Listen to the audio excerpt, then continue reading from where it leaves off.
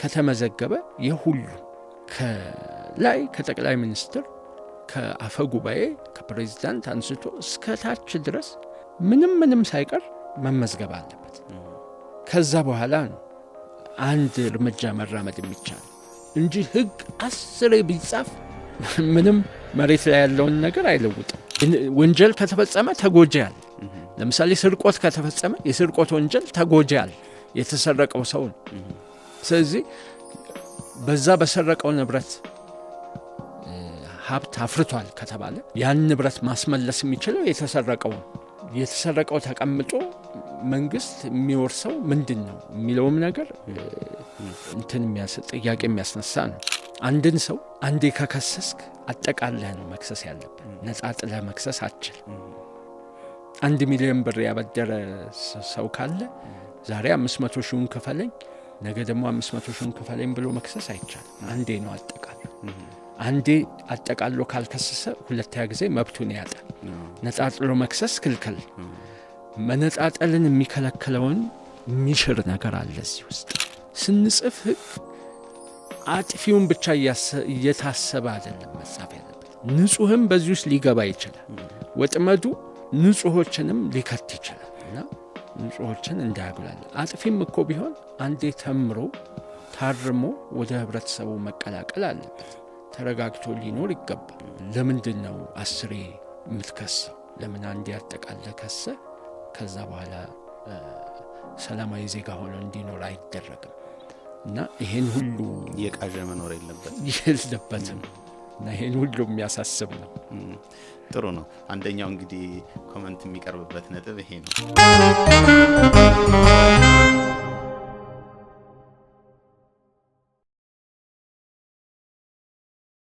እንደምን ሰነበታችሁ የሌጋል ፕላስ ፖድካስት ተከታታዮቻችን። ሌጋል ፕላስ በሌላ ርዕሰ ጉዳይ ዛሬም ተመልሷል። ለዛሬ የመረጥነው ርዕሰ ጉዳይ ንብረት የማስመለስ ረቂቅ አዋጅን የተመለከተ ነው። ይሄ ረቂቅ አዋጅ ለኢትዮጵያ ፓርላማ መቅረቡን በተለያዩ የዜና ማሰራጫዎች ስንሰማ ቆይተናል። ይህ አዋጅ ምን ይመስላል፣ ምንስ አከራካሪ ነጥቦች አሉት የሚለውን የምንመረምርበት ነው የሚሆነው። ለዛሬ በዚህ አዋጅ ላይ ረቂቅ አዋጅ ላይ ውይይት ለማድረግ የጋበዝኩላችሁ አቶ ታምራት ኪዳነ ማርያም ነው። አቶ ታምራት ኪዳነ ማርያም በህግ የመጀመሪያ ዲግሪያቸውን ከአዲስ አበባ ዩኒቨርሲቲ አግኝተዋል። እንዲሁም ሁለተኛ ዲግሪያቸውን በስዊድን ከሚገኘው ሉድ ዩኒቨርሲቲ በሰብአዊ መብት እንዲሁም በአእምሯዊ ንብረት ህግ ላይ ሰርተዋል። ወደ ሀገራቸው ከተመለሱም በኋላ በአቃቤ ህግነት እንዲሁም በፌደራል የመጀመሪያ ደረጃ ፍርድ ቤትና በፌደራል ከፍተኛ ፍርድ ቤት በዳኝነት አገልግለዋል። ከዛም አልፎ ላለፉት 20 ዓመታት በላይ የህግ አማካሪና ጠበቃ ሆኖ እያገለገሉ ይገኛል። እንግዲህ በአጠቃላይ ከ29 ዓመታት በላይ በህግ ሙያ ዘርፍ ላይ የቆዩ አንጋፋ የህግ ባለሙያ ናቸው። ከዚህም ባለፈ በተለያዩ የበጎ አድራጎት ተግባሮች ላይ ይሳተፋሉ። ከዚህ መካከል በኢትዮጵያ ህግ ባለሙያዎች ማህበር ውስጥ ለረጅም ጊዜ አገልግሎት ሲሰጡም የቆዩ ባለሙያ ናቸው። አቶ ታምራት ከተጣበበ ጊዜ ላይ ሰውተህ ይህንን ፕሮግራም መቅረጽ እንድንችል ፈቃደኛ ስለሆንክ ከልብ አመሰግናለሁ። እኔም አመሰግናለሁ ስለጋበዛችሁኝ። ቀድሜ እንዳነሳሁት ከ29 ዓመት በላይ ነው በህግ ሙያ ላይ የቆየኸው እና ብዙ አስተማሪ ነገሮች ከዚህ ህይወት ቆይታ ማግኘት እንደምንችል ይሰማኛል። በተለይ ወጣት የህግ ባለሙያዎች እንዴት ነው ወደ ህግ ሙያ ልትመጣ የቻልከው? ወደ ህግ ሙያ ልመጣ የቻልኩት ያው መቼም ልጅ ሆነህ ብዙ ነገሮች ታስባለህ ምን ትሆናለህ ስትባል እና አንዱ ከማስባቸው ወይም ከመላቸው አንዱ ይሄ ህግም ጠበቃም የሚለውም ነበረ። መሐንዲስም እንዲህ የተለያየ ብቻ ነገር ለመሆን አስብ ነበርና እንግዲህ በኋላ ወደ ሶሻል ሳይንስ መረጥኩኝ። ከዛም በኋላ እንግዲህ ወደ ህግ ሙያ ለመርጠ ችያለሁና በዛ ምክንያት ነው። ኦኬ እንግዲህ በአቃቤ ህግነትም በዳኝነትም አገልግለሃል። አሁን ጠበቃ ነህ። እንዴት ነበር ይሄ ቆይታ? እንዲሁ እነዚህ ሙያዎች ስታወዳድራቸው የትኛውን ትወደዋለህ የበለጠ? ሳወዳድራቸው አንዳንዴ ለመወሰንም ይከብዳል። ሁሉም የራሳቸው ጥሩ ገጽታ አላቸው። ዳኝነቱም ምናልባት የበለጠ እሱን ሊሆን ይችላል። ምክንያቱም አንተ የወሰንከው ነው የሚሆነው እና በጣም አስበህበት ኃላፊነት ወስደህ እንድትሰራ የሚያደርግ ነው። ሙሉ ለሙሉ አንተ ነህ ኃላፊነቱን የምትወስደው። ማንም ላንተ ኃላፊነት የሚወስድልህ አለቃ የለህም። ሙያህ ነው አለቃ እና ያ ነጻነቱ ደስ ይላል። ኃላፊነቱ ከባድ ቢሆንም አቃቤ ሕግነትም እንደዛው በጣም በጣም ደስ የሚል። ምክንያቱም ፖሊስ አጣርቶ ይልካል። ፖሊስ ነውር ነው ብሎ የሚገምተውን ወይም ኃጢአት ወይም ወንጀል ነው ብሎ የሚገምተውን ነገር ሁሉ አጣርቶ ይልካል። አንዳንዴ ወንጀል መሆኑን እየተጠራጠረም ሊያጣራ ይችላል። እንግዲህ አቃቤ ሕግ ስትሆን አንተ ነህ ያ ነገር ወንጀል ነው አይደለም ብለህ የምትወስነው። ወንጀል ነው ካልክ ደግሞ ተገቢውን አንቀጽ የምትጠቅሰው አንተ ነህ። አቃቤ ሕግ ያቀለለውን ዳኛ ሊያከብድ አይችልም። ምናልባት አቃቤ ሕግ ያከበደውን ዳኛ ሊያቀል ይችላል። ስለዚህ ያንን መወሰን በጣም ትልቅ ነገር ነው። በጣም ሰፊ ነው፣ ባህር ነው። በሀገሪቱ የወንጀል ሕግ ይሄ ድርጊት ያስጠይቃል ወይስ አያስጠይቅም ከሚለው ጀምሮ ነው። ካስጠየቀስ በየትኛው ነው የሚያስጠይቀው ከሚለው ጀምሮ ነው። ብዙ ጊዜ ሰዎች አቃቤ ሕግ እንዲሁ ቀላልና ትንሽ ነገር ይመስላቸዋል። ግን በጣም ፍትህ የሚሰጥበት በትክክል ከተሰራ ደግሞ በጣም ፍትህ ሊሰጥበት የሚችል ትልቅ ተቋም ነው። እሱም በጣም ደስ የሚለኝ ነው ሳስታውሰው። ያው የጥብቅናውም ደግሞ የራሱ የሆነ ውጣ ውረዶች ቢኖሩትም ቅር የሚሉህ ነገሮች ቢኖሩም ግን ደግሞ ደስ የሚልም ነገር አለው። ያው ነጻነቱ አለ። ያንተ ራስህ ነህ የራስህ አለቃ። ግን በእርግጥም እንደው ጠበቃ ስትሆን አንተ ጉዳዩን ይዘህ ትቀርባለህ እንጂ አንተ አትወስንም። ስለዚህ አንዳንዴ ነገሮች ከምትፈልገው ካሰብከው ውጭ ሲሄድብህ ቅሬታ ሊሰማህ ይችላል። አንዳንዴ ልክ ሊሆን ይችላል የዳኞቹ ፍርድ፣ ግን ላንተ እንደዛ መስሎ ላይሰማህ ላይታይህ ይችላል እና ቢሆንም እያደር ትለምደዋለህ። ቻሉት ነው። ያው እኔም ጠበቃ ነኝ እና ብዙ ጠበቆችን አገኛለሁና ብዙ ጊዜ በአንዳንድ ምሬቶችን እንሰማለን። በዛው ልክ የሚያመሰግኑም ይኖራሉ። ስፔሲፊክ ኢንሲደንቶችን እያነሱና 20 ዓመት በላይ በጥብቅና መስራትህን ሳቅ ይህንን ሁሉ ነገር እንዴት ቻለው የሚል ስሜት ተሰማኝ። እንዴት ነው ማኔጅ ያደረከው ፍራስትሬሽኖችን በየጊዜው የሚያጋጥሙትን? ሲጀመር ስራው ራሱ በተለይ በእኛ ሀገር የሚፈጥርበት ጫናዎች አሉ። እንደው ሌላውን ነገር ትተህ ለምሳሌ ዛሬ ቀጠሮ ሊኖርህ ይችላል። አንድ ደንበኛ ደግሞ መልስ ስጥ ተብሎ እባክህ ዛሬ ቀረብልኝ ይልሃል። እንግዲህ እሺ ትላለህ። ስለዚህ ዛሬ ቀጠሮ ያለህ የካ ፍርድ ቤት ቢሆን ያኛው ደንበኛ ደግሞ ልደታ ነው ቀረብልኝ ያለ። ስለዚህ የካ ቆመህ ነፍስህ ልደታ ትሄዳለች እና ይሄ የሚፈጥርበት ጫና እና በየቀኑ ሲሆን ደግሞ እንደዛ ካሁን ደረሰ ወይ ተጠራ ወይ ያኛው ተጠራ ወይ አለፈኝ ወይ የሚለው ነገር እሱ ራሱ አንድ ጫና ነው እና በእውነት ትልቅ የስነ ልቦና ድጋፍ የሚያስፈልገው ሙያ ነው። መረጋጋትን ይጠይቃል። አንተ ባለሙያ ነህ ጠበቃ ስትሆን ልክ እንደ ሐኪም ማለት ሐኪም አሁን ማከም ነው እንጂ መታመም የለበትም። የበሽተኞቹን ህመም ከታመመ እንዴት አድርጎ ያክማል? ስለዚህ ራስክን ከዛ ውስጥ አውጥተህ የራስህ ህይወት አለ፣ የራስህ በቂ ጫናና ጭንቀት አለ። ስለዚህ የሙያህ ደግሞ ለብቻው ነውና ሁለቱን ማቀላቀል በተለይ በወጣት ጠበቆች ውስጥ የሚገጥመው አንዱ ፈተና ይሄ ነው። ሌላው ደግሞ የፍትህ ስርዓቱ ያለበት ችግር እንግዲህ ይታወቃል። ፍርድ ቤቱ ብዙ ራሱን ለማሻሻል በሙስናውንም ምኑንም ለመቆጣጠር እየሞከረ ነው። ቢሆንም ግን ያለው አውቆ የማጥፋት ሳያውቁ የማጥፋት ሁልጊዜ ደግሞ ፍርድ ቤቱ ልምድ ያላቸውን ዳኞች እየሸኘ አዳዲስ እየተቀበለ የልምድ እጦትም አለ። በተለያየ ምክንያት ብቻ ስተትም ይሰራል። በጣም ብዙ ስተት ይሰራል። በየቀኑ ብዙ ስተቶች ያጋጥመዋል አንዳንዶቹ ደግሞ ትክክልም ሆነው ለአንተ ደግሞ ስህተት ሊመስልህም ይችላል። ያ እንደተጠበቀ ሆኖ ማለት ነው። እና ይሄም ደግሞ ሌላ ጫና ነው። እነኚህን ሁሉ ተቋቁሞ በስነ ልቦናም ተረጋግቶ ደስተኛ ሆኖ መስራት የሚጠይቅ ሙያ ነው። በተለይ ደግሞ በእኛ ሀገር ምክንያቱም በእኛ ሀገር ለጥያቄዎች መልሳቸው አይታወቅም። መልስ ቢታወቅም በጣም ብቻ ያልተረጋጋ ነው ያለው። የተገማችነት ችግር በጣም አለ። እና ምን ማለታችን የተገማችነት ችግር ስንል አንድ የህግ ጥያቄ መልሱ ምንድነው የሚለው ነገር እርግጠኛ ሆኖ መመለስ አይቻልም። እንደው አንዳንዶቹን ለማንሳት ያህል ለምሳሌ ከውል አዋዋይ ውጪ በመንደር የተደረገ የቤት ሽያጭ ይጸናል ወይስ አይጸናም? የውርስ ጉዳይ ወራሾች አብረው ሲኖሩ ለመካፈል ሲጠይቁ ይርጋ የሚታገደው ወይም ክሱ ኤክስፓየር የሚያደርገው በምን ሁኔታዎች ነው? እንዲህ አይነት ጥያቄዎች መልሳቸው በጣም ብዙም አይታወቁ።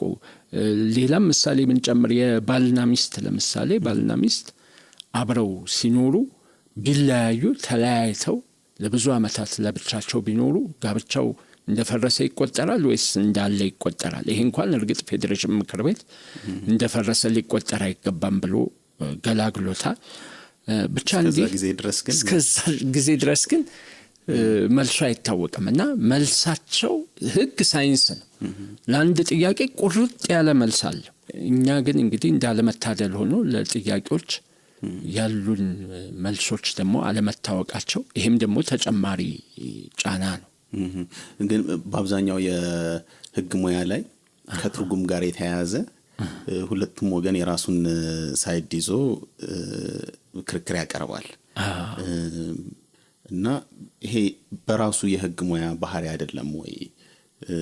አንዳንድ ነገሮች ወዴት ነው የሚያደላው የሚለውን መለየት አለመቻሉ ለትርጉም የተጋለጠ መሆኑ አንዱ ክፍል አይደለም ወይ?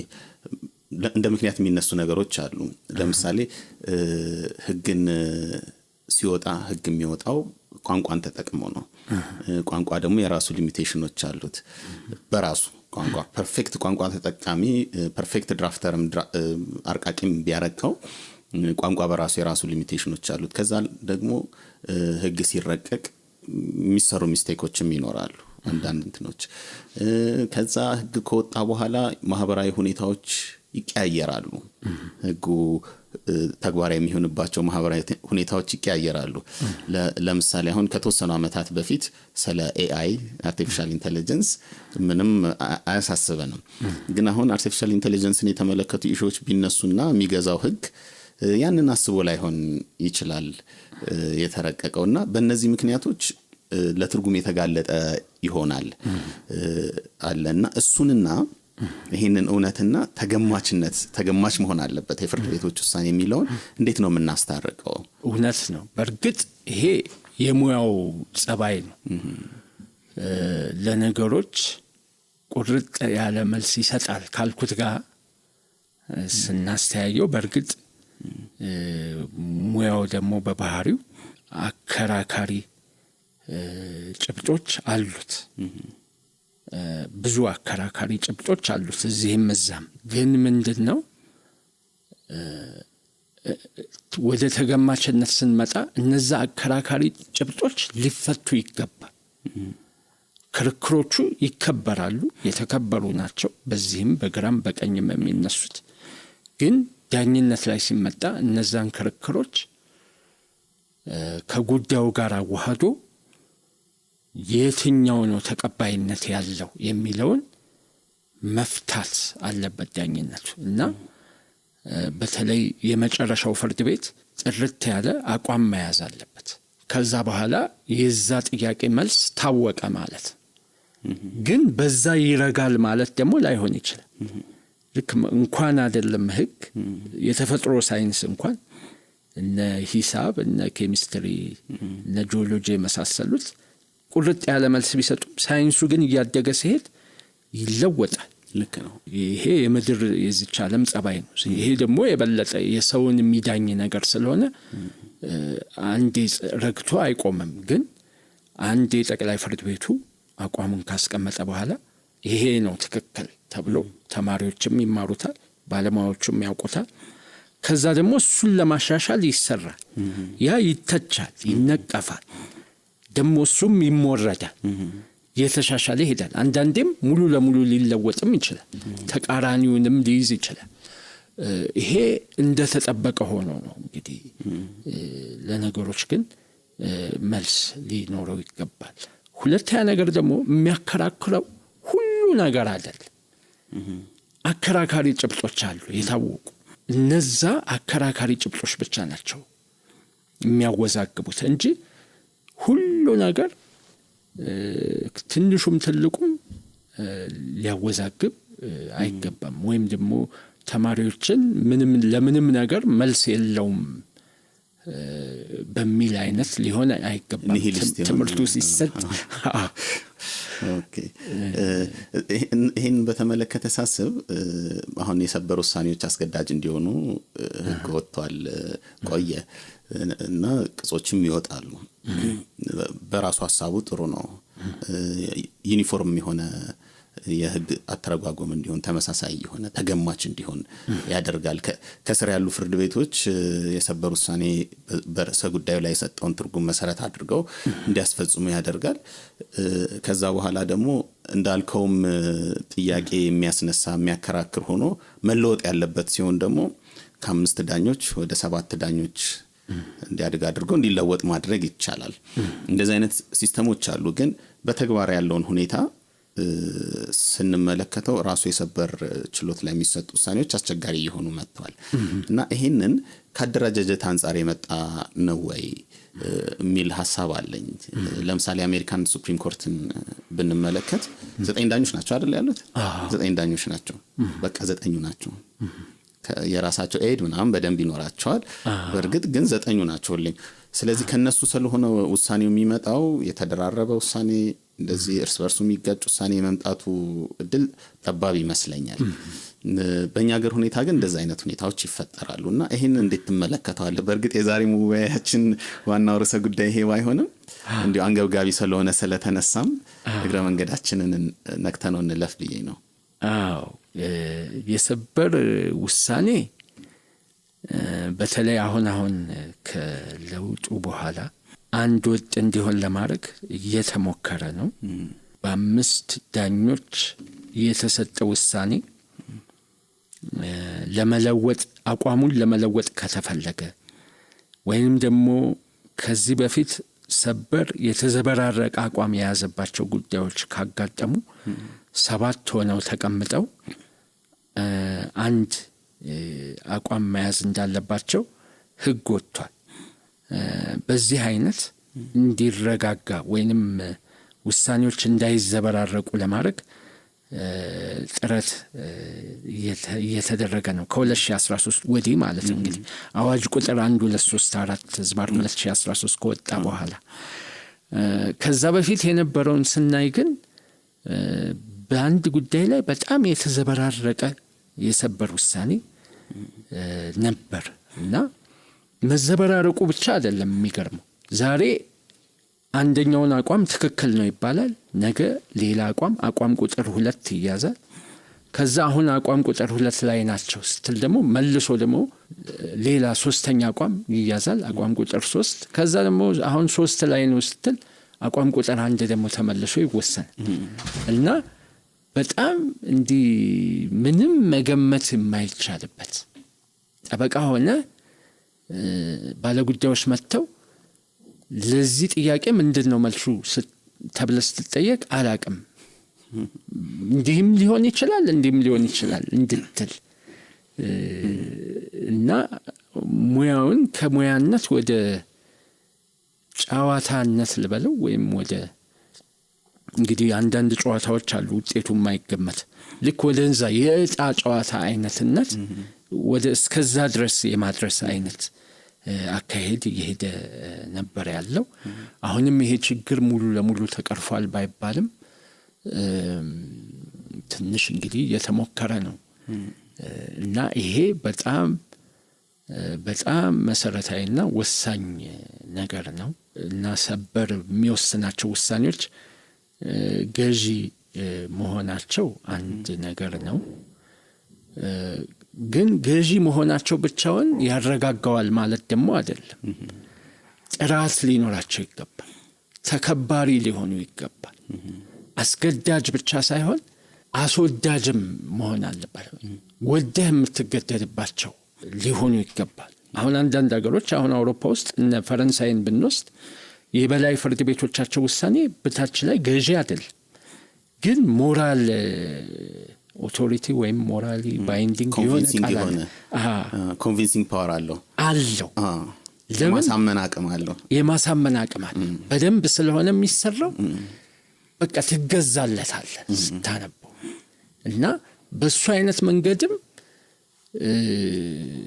ተገማችነትን ማምጣት ይቻላል። እና የበታች ፍርድ ቤቶች እንደ ፈረንሳይ ባሉ ሀገሮች አስገዳጅ ባይሆንም ለዛ ግን ይገዙለታል ውሳኔው ጥሩ እስከሆነ ድረስ እና ጥራትን በመጠበቅ ጭምር የሚገኝ ነገር ነው።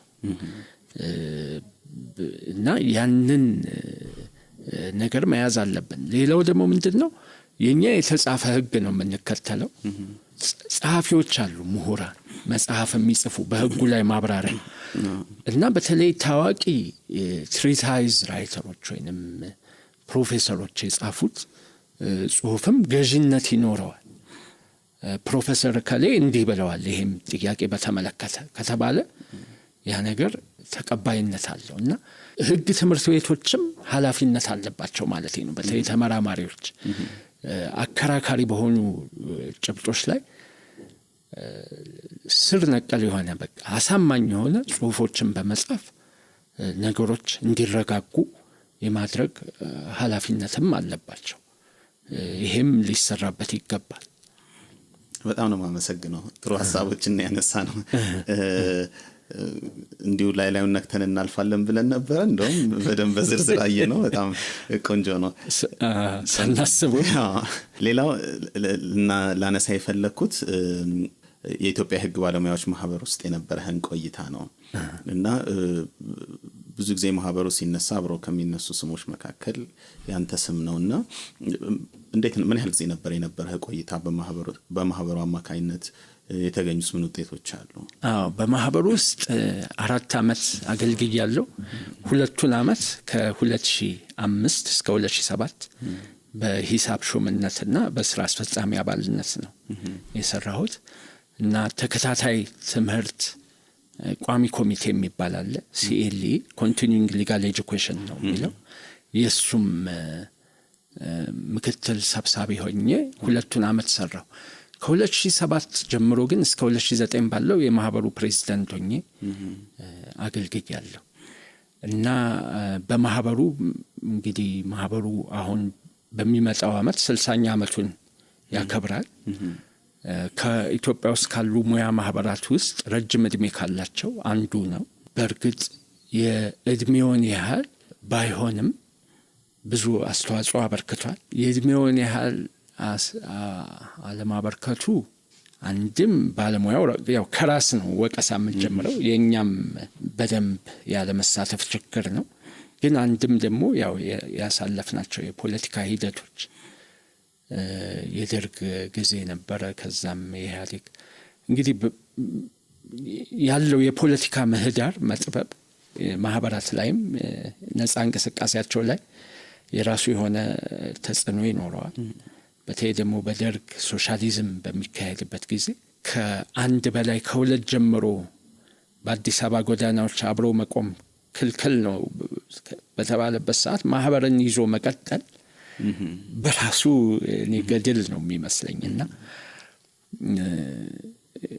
ያም ብቻ ብዙ ፋክተሮች አሉ።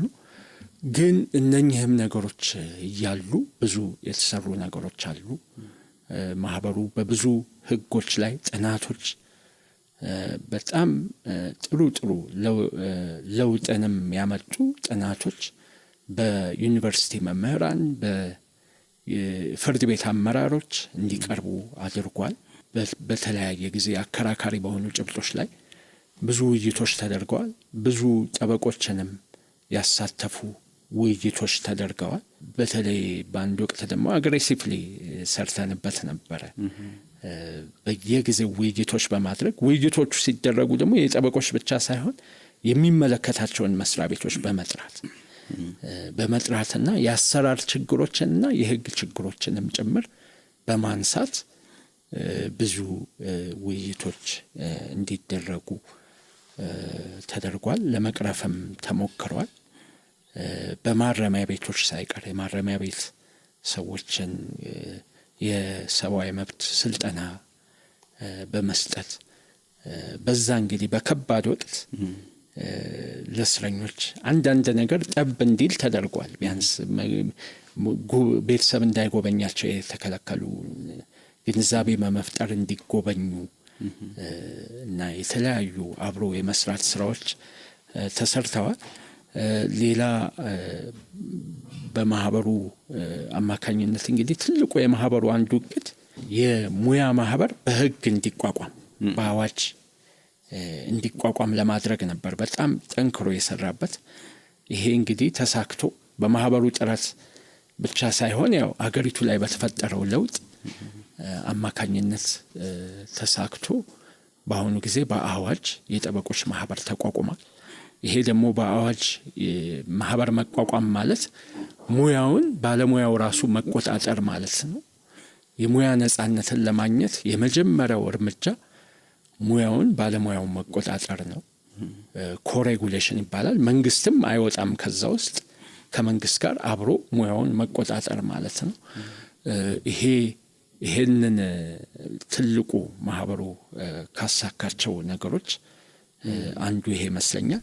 ሌላው ደግሞ ሊጋል ሪፎርም አሁን በአገሪቱ ላይ የተካሄዱት ሊጋል ሪፎርም የጸረ ሽብር አዋጅ፣ የማህበራት የኤንጂኦ የበጎ አድራጎት ድርጅቶችን የሚመለከተው አዋጅ፣ የፕሬስ እና ሌሎችም አሳሪ የነበሩ አዋጆች ተሻሽለዋል እና በዚህ ለውጥ ውስጥ ይሄ መሻሻል ሲደረግ እንግዲህ ትልቁ ስራ የሰሩት ጠበቆች ናቸው ከፍትህ ሚኒስቴር ጋር በመሆን እና ማህበሩ ደግሞ ይሄንን አስተባብሯል እና ከብዙ በጥቂቱ ከሰራቸው ውስጥ እነኚህን ይወሳሉ። ሌላ ሳላወሳው ማለፍ ማልፈልገው በ1983 ዓመተ ምህረት የደርግ መንግስት ሲቀየር ሰኔ 24 የሽግግር መንግስት ተመሰረተ እና የዛኔ የሽግግር መንግስቱ ሲመሰረት ለሙያ ማህበራት 2 ወንበር ነበር። ለአዲስ አበባ ዩኒቨርሲቲ ነው አንዱ የተሰጠው፣ ፕሮፌሰር አስራት ናቸው በዛ የገቡት። አንዱ ደግሞ ለኢትዮጵያ የሕግ ባለሙያዎች ማህበር ነበር የተሰጠው እና እንግዲህ እንደዚህ አይነት ታሪካዊ ሀገራዊ ኃላፊነቶችም ተወጥቷል። በጣም ጥሩ ነጥቦችን ያካፈልከን፣ እናመሰግናለን። ዛሬ የተገናኘንበት ዋነኛው ምክንያት በቅርቡ ለተወካዮች ምክር ቤት የቀረበውን የንብረት ማስመለስ ረቂቅ አዋጅን በተመለከተ ነው። ያው አዋጁን ተመልክተናል። ምንድነው የሚመስለው አዋጅ የሚለው መወያየት እንድንችል ነው። ንብረት ማስመለስን በተመለከተ ቀድሞም ሌሎች አዋጆች ነበሩ አይደል? ይሄን የሚመለከቱ ይሄን አዲስ አዋጅ ማውጣት ለምንድን ያስፈልገው? ተገቢ ነው? ምን ትላለህ? እውነት ነው። አዎ ይሄ አዋጅ ተገቢ ነው ወይ የሚለው ተገቢነቱ ራሱ አነጋጋሪ ነው። ያሉት ህጎች በቂ አይደሉም ወይ?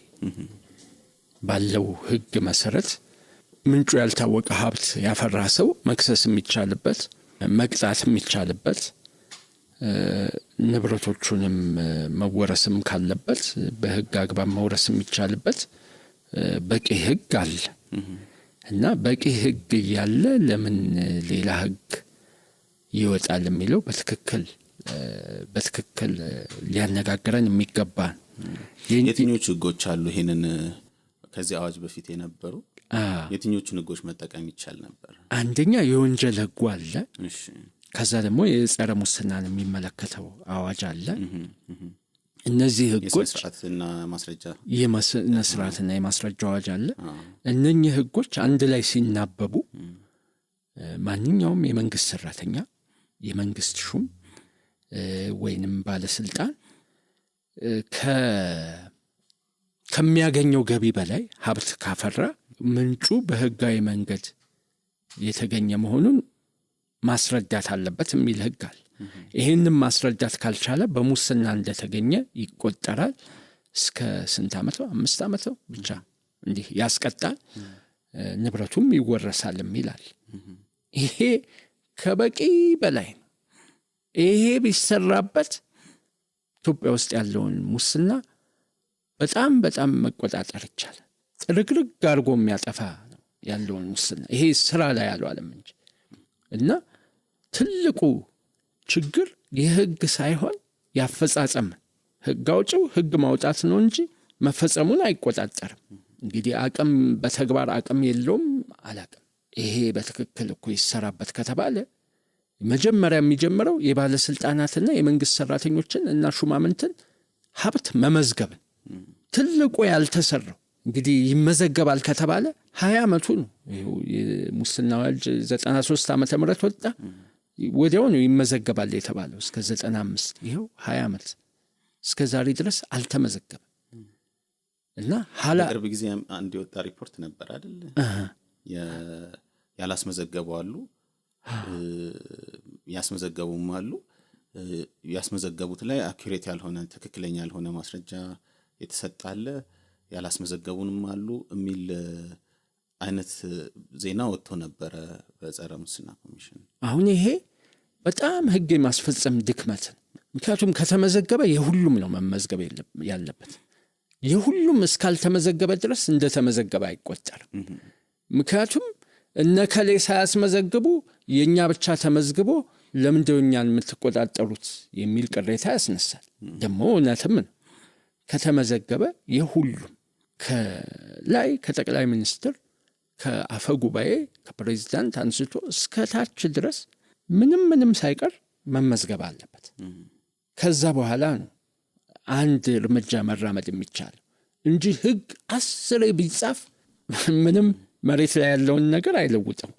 እና ትልቁ በህገ ወጥ ሀብት ሊያፈራ የህዝብ ገንዘብ ሊመዘብር የሚችል የመንግስት ተሿሚ ነው። እጅግ ቢበዛ የመንግስት ሰራተኛ ነው። ስለዚህ እነሱ ላይ ነው ቁጥጥር መደረግ ያለበት። ምክንያቱም እጃቸው ላይ ገንዘብ ባይኖርም ስልጣን አለ እጃቸው ላይ፣ ያ ወደ ገንዘብ ሊለወጥ የሚችል። ስለዚህ እነሱ በህገ ወጥ እንዳያፈሩ ቁጥጥር ከተደረገ ሙስናን ሙሉ ለሙሉ ማጥፋት ባይቻልም በጣም መቆጣጠር ተቻለ ማለት ነው። ስለዚህ ይሄ ረቂቅ አዋጅ እነዚህ መሰል ህጎች እያሉ ሌሎች ህጎችም አሉ። በሰዎች መነገድ የተመለከቱ የሽብር መከላከል የወጣው አዋጅ አለ። በወንጀል የተገኘን ድርጊት ህጋዊ አስመስሎ ማቅረብ፣ እነዚህ የመሳሰሉ አዋጆች አሉ። በተመሳሳይ እነሱም ከቨር ያደርጉታል። ግን ታዲያ ይሄ አዋጅ እነዚህ ከቨር ያላረጉት አዲስ የጨመረው ነገር አለ በአላማ ወይ ለማሳካት ያሰበው አዲስ ነገር? እንግዲህ አሁን ያየሁት ከውጭ ሀገር በተገኘ ገንዘብ የተፈራ ሀብት የሚለው ነገር ነው።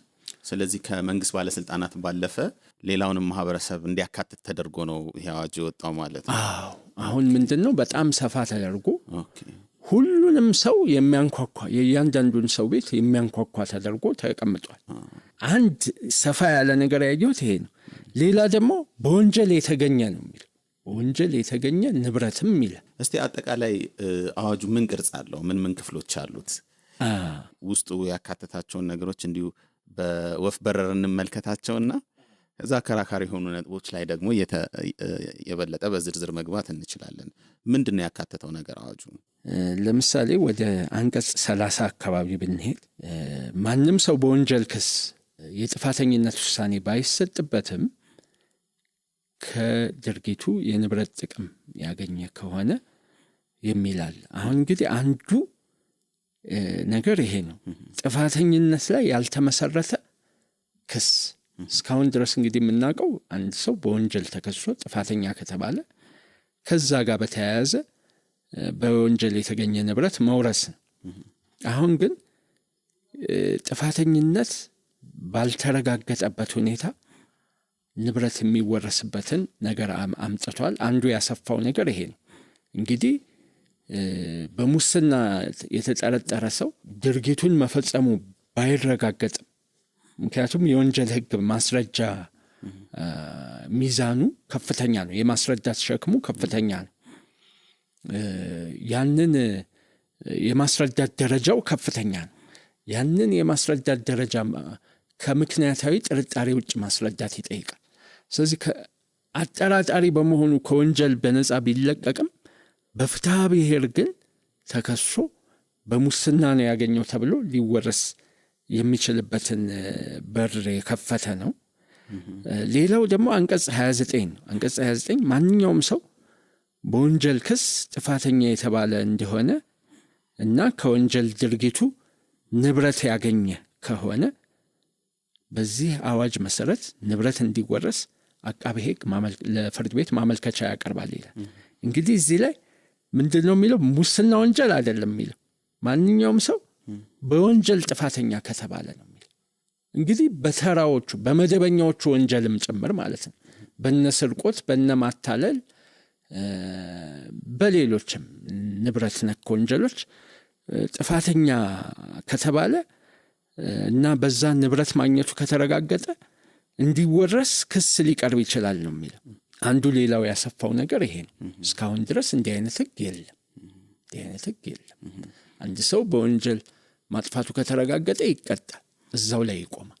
የመውረስ ነገር የሚመጣው በተወሰኑ ጉዳዮች ነው፣ ከግብር ጋር በተያያዘ ከቀረጥ ነገሮች ጋር በተያያዘ። በተረፈ ሙስና ነው፣ ምንጩ ያልታወቀ ሀብት የመንግስት ባለስልጣን ወይም ሰራተኛ ካፈራ ከእንደዚህ አይነት ነገር ጋር በተያያዘ ነው መንግስት የሚወርሰው። አሁን ግን አስፍቶት ከወንጀል ንብረት ማግኘቱ ከተረጋገጠ ይወረሳል የሚል ነው። ይሄም በጣም አስፍቶታል፣ ጥያቄም ያስነሳል። መንግስት አሁን እዚህ ላይ ጥቅሙ ይመለከተዋል ወይ፣ የሚወርሰው ምን አገባው የሚልም ነገር ይነሳ። ወንጀል ከተፈጸመ ተጎጂያል። ለምሳሌ ስርቆት ከተፈጸመ የስርቆት ወንጀል ተጎጂያል የተሰረቀው ሰው። ስለዚህ በዛ በሰረቀው ንብረት ሀብት አፍርቷል ከተባለ ያን ንብረት ማስመለስ የሚችለው የተሰረቀው ተቀምጦ መንግስት የሚወርሰው ምንድን ነው የሚለውም ነገር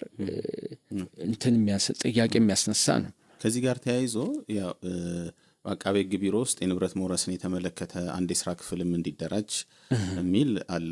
አያይዞም ንብረትን ስለማስተዳደር የተወረሰውን ንብረትም የታገደውን ስለማስተዳደር የቀረቡ ድንጋጌዎች አሉ። እነሱስ ምን አይነት ስርዓት ነው የሚያደራጁት? ይሄም እንግዲህ ራሱን የቻለ ክፍል ንብረት ስለመውረስ ማደራጀት በጣም ትልቅ በቃ መንግስት ስራዬ ብሎ በሙሉ ሊገባበት መሆኑን የሚያሳይ ነው። ጥሩ።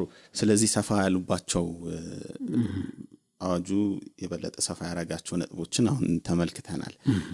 ከዛ ባለፈ ሌሎች የሚነካካቸው ነገሮች አሉ። አዋጁ እንዲሁ በአስተዳደር ደረጃ ነገሩን ኦርጋናይዝድ ለማድረግ የሞከረበት መንገድ ይኖራል። እንግዲህ ንብረት ስለማስተዳደር ስለ ንብረት አስተዳዳሪ መሾም ራሱን የቻለ ድንጋጌ አውጥቷል።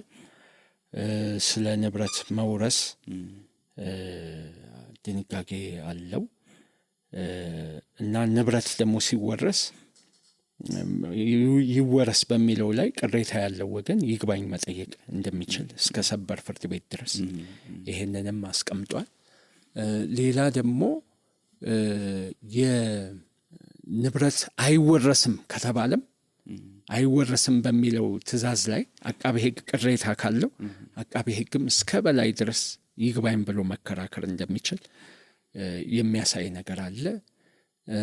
ሌላ ደግሞ በሕገ ወጥ የተፈራ ንብረት የወንጀል ፍሬ የሆኑ ንብረቶችን ለመውረስ አቃቤ ሕግ ክስ አቅርቦ እያለ ተጨማሪ ንብረት ከተገኘ ክሱን አሻሽሎ እነዛንም ተጨማሪ ንብረቶች እንዲወረስ መጠየቅ እንደሚችል ስነ ስርዓቱን እንግዲህ ከመደበኛው የፍትሐ ብሔር ስነ ስርዓት ይልቅ ሰፋ አድርጎታል። ክስ እንደፈለገ ማሻሻል የሚችልበት ነገር አለ። ይሄ ብቻ አይደለም። ከመደበኛው ፍትሐ ብሔር ጋር ስናስተያየው አንድን ሰው አንዴ ከከሰስክ አጠቃለህ ነው መክሰስ ያለበት። ነጻጥለህ መክሰስ አትችልም።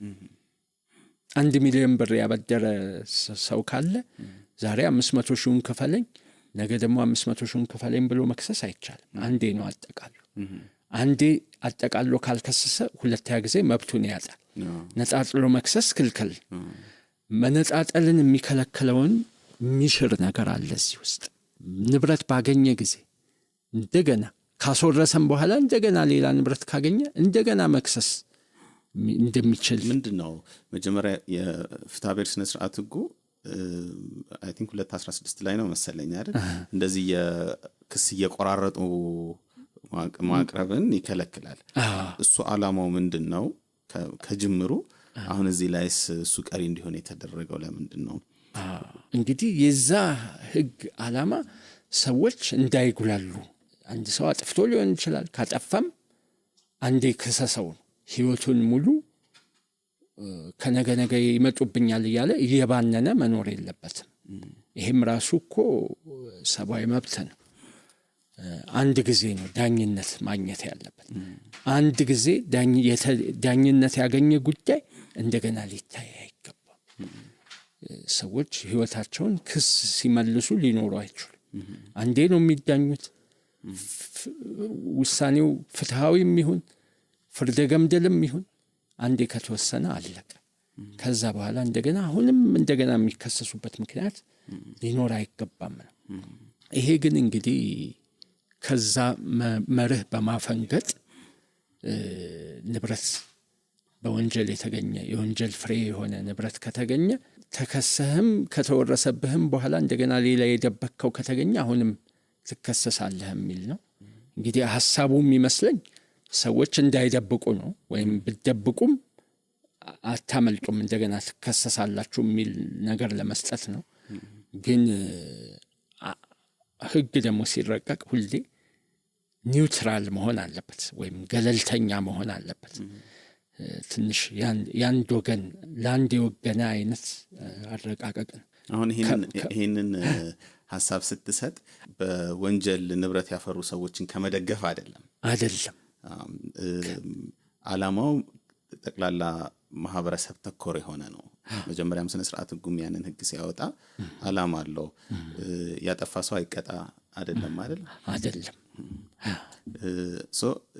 እንደዚህ አይነት ድንጋጌ መኖሩ ከፍትሐ ብሔር ስነ ስርዓቱም ላይ አጠቃላይ ለማህበረሰቡ የሚሰጠው ጥቅም አለ አይደል? ማህበረሰቡ ተረጋግቶ መኖር አለበት። የእያንዳንዱ ኢንዲቪጁዋል ግለሰብ ተረጋግቶ የመኖር ውጤት ነው የማህበረሰቡ መረጋጋት። እና ከዛ አንፃር የሚረብሸው ነገር አለ ወይ? በጣም። ምክንያቱም አንድ ሰው ተረጋግቶ እንዳይኖር ያደርገዋል። ሀገር እንዴት እንዲህ ማለት ይከብዳል መቼም። ሀገር ጥሎ እንዲጠፋ የሚያደርግ አይነት ማለት አንዴ ተከሰሰ ተወርሰህም አያበቃም እንደገና ልትከሰስ ትችላለህ የሚለው ነገር አሁንም ሰርቼ ለፍቼ ደክሜ ባመጣ አሁንም ያመጣው የበፊቱ ነው ልባል እችላለሁ የሚል ቅዠት ውስጥ ወይንም መደንበር ውስጥ እንዲገባ የሚያደርገው ነገር ነው የሚሆነውና የተመጣጠነ መሆን አለበት። የተመጣጠነ መሆን አለበት። ንጹሃንን ምንድነው አሁን ሁሌ ስንጽፍ ህግ አጥፊውን ብቻ እየታሰበ አይደለም መጻፍ ያለበት። ንጹህም በዚህ ውስጥ ሊገባ ይችላል። ወጥመዱ ንጹሆችንም ሊከት ይችላል እና ንጹሆችን እንዳያጉላል። አጥፊም እኮ ቢሆን አንዴ ተምሮ ታርሞ ወደ ህብረተሰቡ መቀላቀል አለበት። ተረጋግቶ ሊኖር ይገባል። ለምንድነው 10 የምትከሰው? ለምን አንዴ ያጠቃለ ከሰ ከዛ በኋላ ሰላማዊ ዜጋ ሆኖ እንዲኖር አይደረግም? እና ይሄን ሁሉ የቃዠ መኖር የለበትም እና ይሄን ሁሉ የሚያሳስብ ነው። ጥሩ ነው። አንደኛው እንግዲህ ኮሜንት የሚቀርብበት ነጥብ ይሄ ነው። ሌላው አዋጁ ላይ ከተነሱ ነገሮች መካከል አንዱ ምንጩ ያልታወቀ ንብረትን በተመለከተ ይሄ አዋጅ እንግዲህ አሁን ሊጸድቅ ነው። ከጸደቀ አሁን ባለበት ሁኔታ ከጸደቀ ወደ ኋላ 10 ዓመት ድረስ ይሰራል ይሄ አዋጅ። ወደ ኋላ 10 ዓመት እንዲሁም ወደፊት ከጸደቀ በኋላ ያለውን ላይ ይሰራል ይላል። አንቀጹ ንዑስ ቁጥር 2 ላይ ወደ ኋላ 10 ዓመት የሚመለሰው ንብረቱ ከመጠኑ ከ10 ሚሊዮን ብር በላይ ከሆነ ነው የሚል ድንጋጌ አለ። ይሄንን እንዴት ትመለከተዋለህ? በጣም አዎ፣ ይሄ አሁን አንዱ አዋጁ ላይ የሚታየው ከባድ ነገር ይሄ ነው። ህግ ወደ ኋላ አይሰራም። ህግ ከወጣበት ቀን ጀምሮ ያለውን ነው የሚገዛው። ህግ ወደ ኋላ ከሰራ ትናንትን ዛሬ ላይ ባወጣነው ህግ ለመግዛት መሞከር ማለት ነው። ይሄ አይቻልም። ትናንት አልፏል። ትናንትን የገዙት ሰዎች ገዝተውታል። ያስተዳደሩን አስተዳድረዋል ያኔ ባወጡት ህግ። ስለዚህ ትናንት የተከሰቱ ክስተቶች ካከራከሩ እንኳን ትናንት በነበረው ህግ ነው። የትናንት ግዴታውን ያልተወጣ ሰው ትናንትና በነበረው ህግ ግዴታውን ባለመወጣቱ ይጠየቃል እንጂ ዛሬ ላይ ለትናንት ግዴታ ማውጣት አይቻልም። ትናንት ያልነበረን ግዴታ ዛሬ ላይ ህግ ደንግጎ ትናንት ላይ ግዴታ ዛሬ ጭኖ ከዛ በኋላ ያልነበረውን ግዴታ አልተወጣችሁም ብሎ ትናንትና ላልተወጣችሁት ግዴታ ዛሬ ተጠየቁ ብሎ በዛሬ ህግ መጠየቅ በጣም በጣም ኢሰብአዊና ለአእምሮም የማይሄድ ከትክክለኛ አስተሳሰብ ያፈነገጠ ፍጹም ህገ ወጥ የሆነና ትክክለኛ ያልሆነ ሞራልን የሚጻረር ህግ ነው። እንዲህ አይነት ህግ ሊወጣ አይገባም። ስለዚህ ትናንት የተሰራ ወንጀል ካለ በዛው በነበረው ህግ መጠየቅ ይቻላል። ትናንት እኮ አሁን እኮ የሀገራችን እኮ ትልቁ ችግር ህጉ አለመስራቱ። ትናንት እኮ በቂ ጉድጓድ እኮ ቆፍረዋል። ትናንት ከ97 ዓመተ ምህረት ጀምሮ ነው የወንጀል ህጉ የወጣ። ያኔ ሲወጣ ምን ተብሏል? ማንኛውም የመንግስት ሰራተኛ፣ ባለስልጣን፣ ሹም ከገቢው በላይ ሀብት ካፈራ በትክክለኛ መንገድ እንዳገኙ ማስረዳት አለበት። ይሄን ማስረዳት ካልቻለ በሙስና እንደተገኘ ተቆጥሮ ንብረቱም ይወረሳል፣ እስከ 5 ዓመት ይቀጣል ተብሎ ተቀምጦ ያንን ህግ እኮ ተግባራዊ ማድረግ ይቻላል።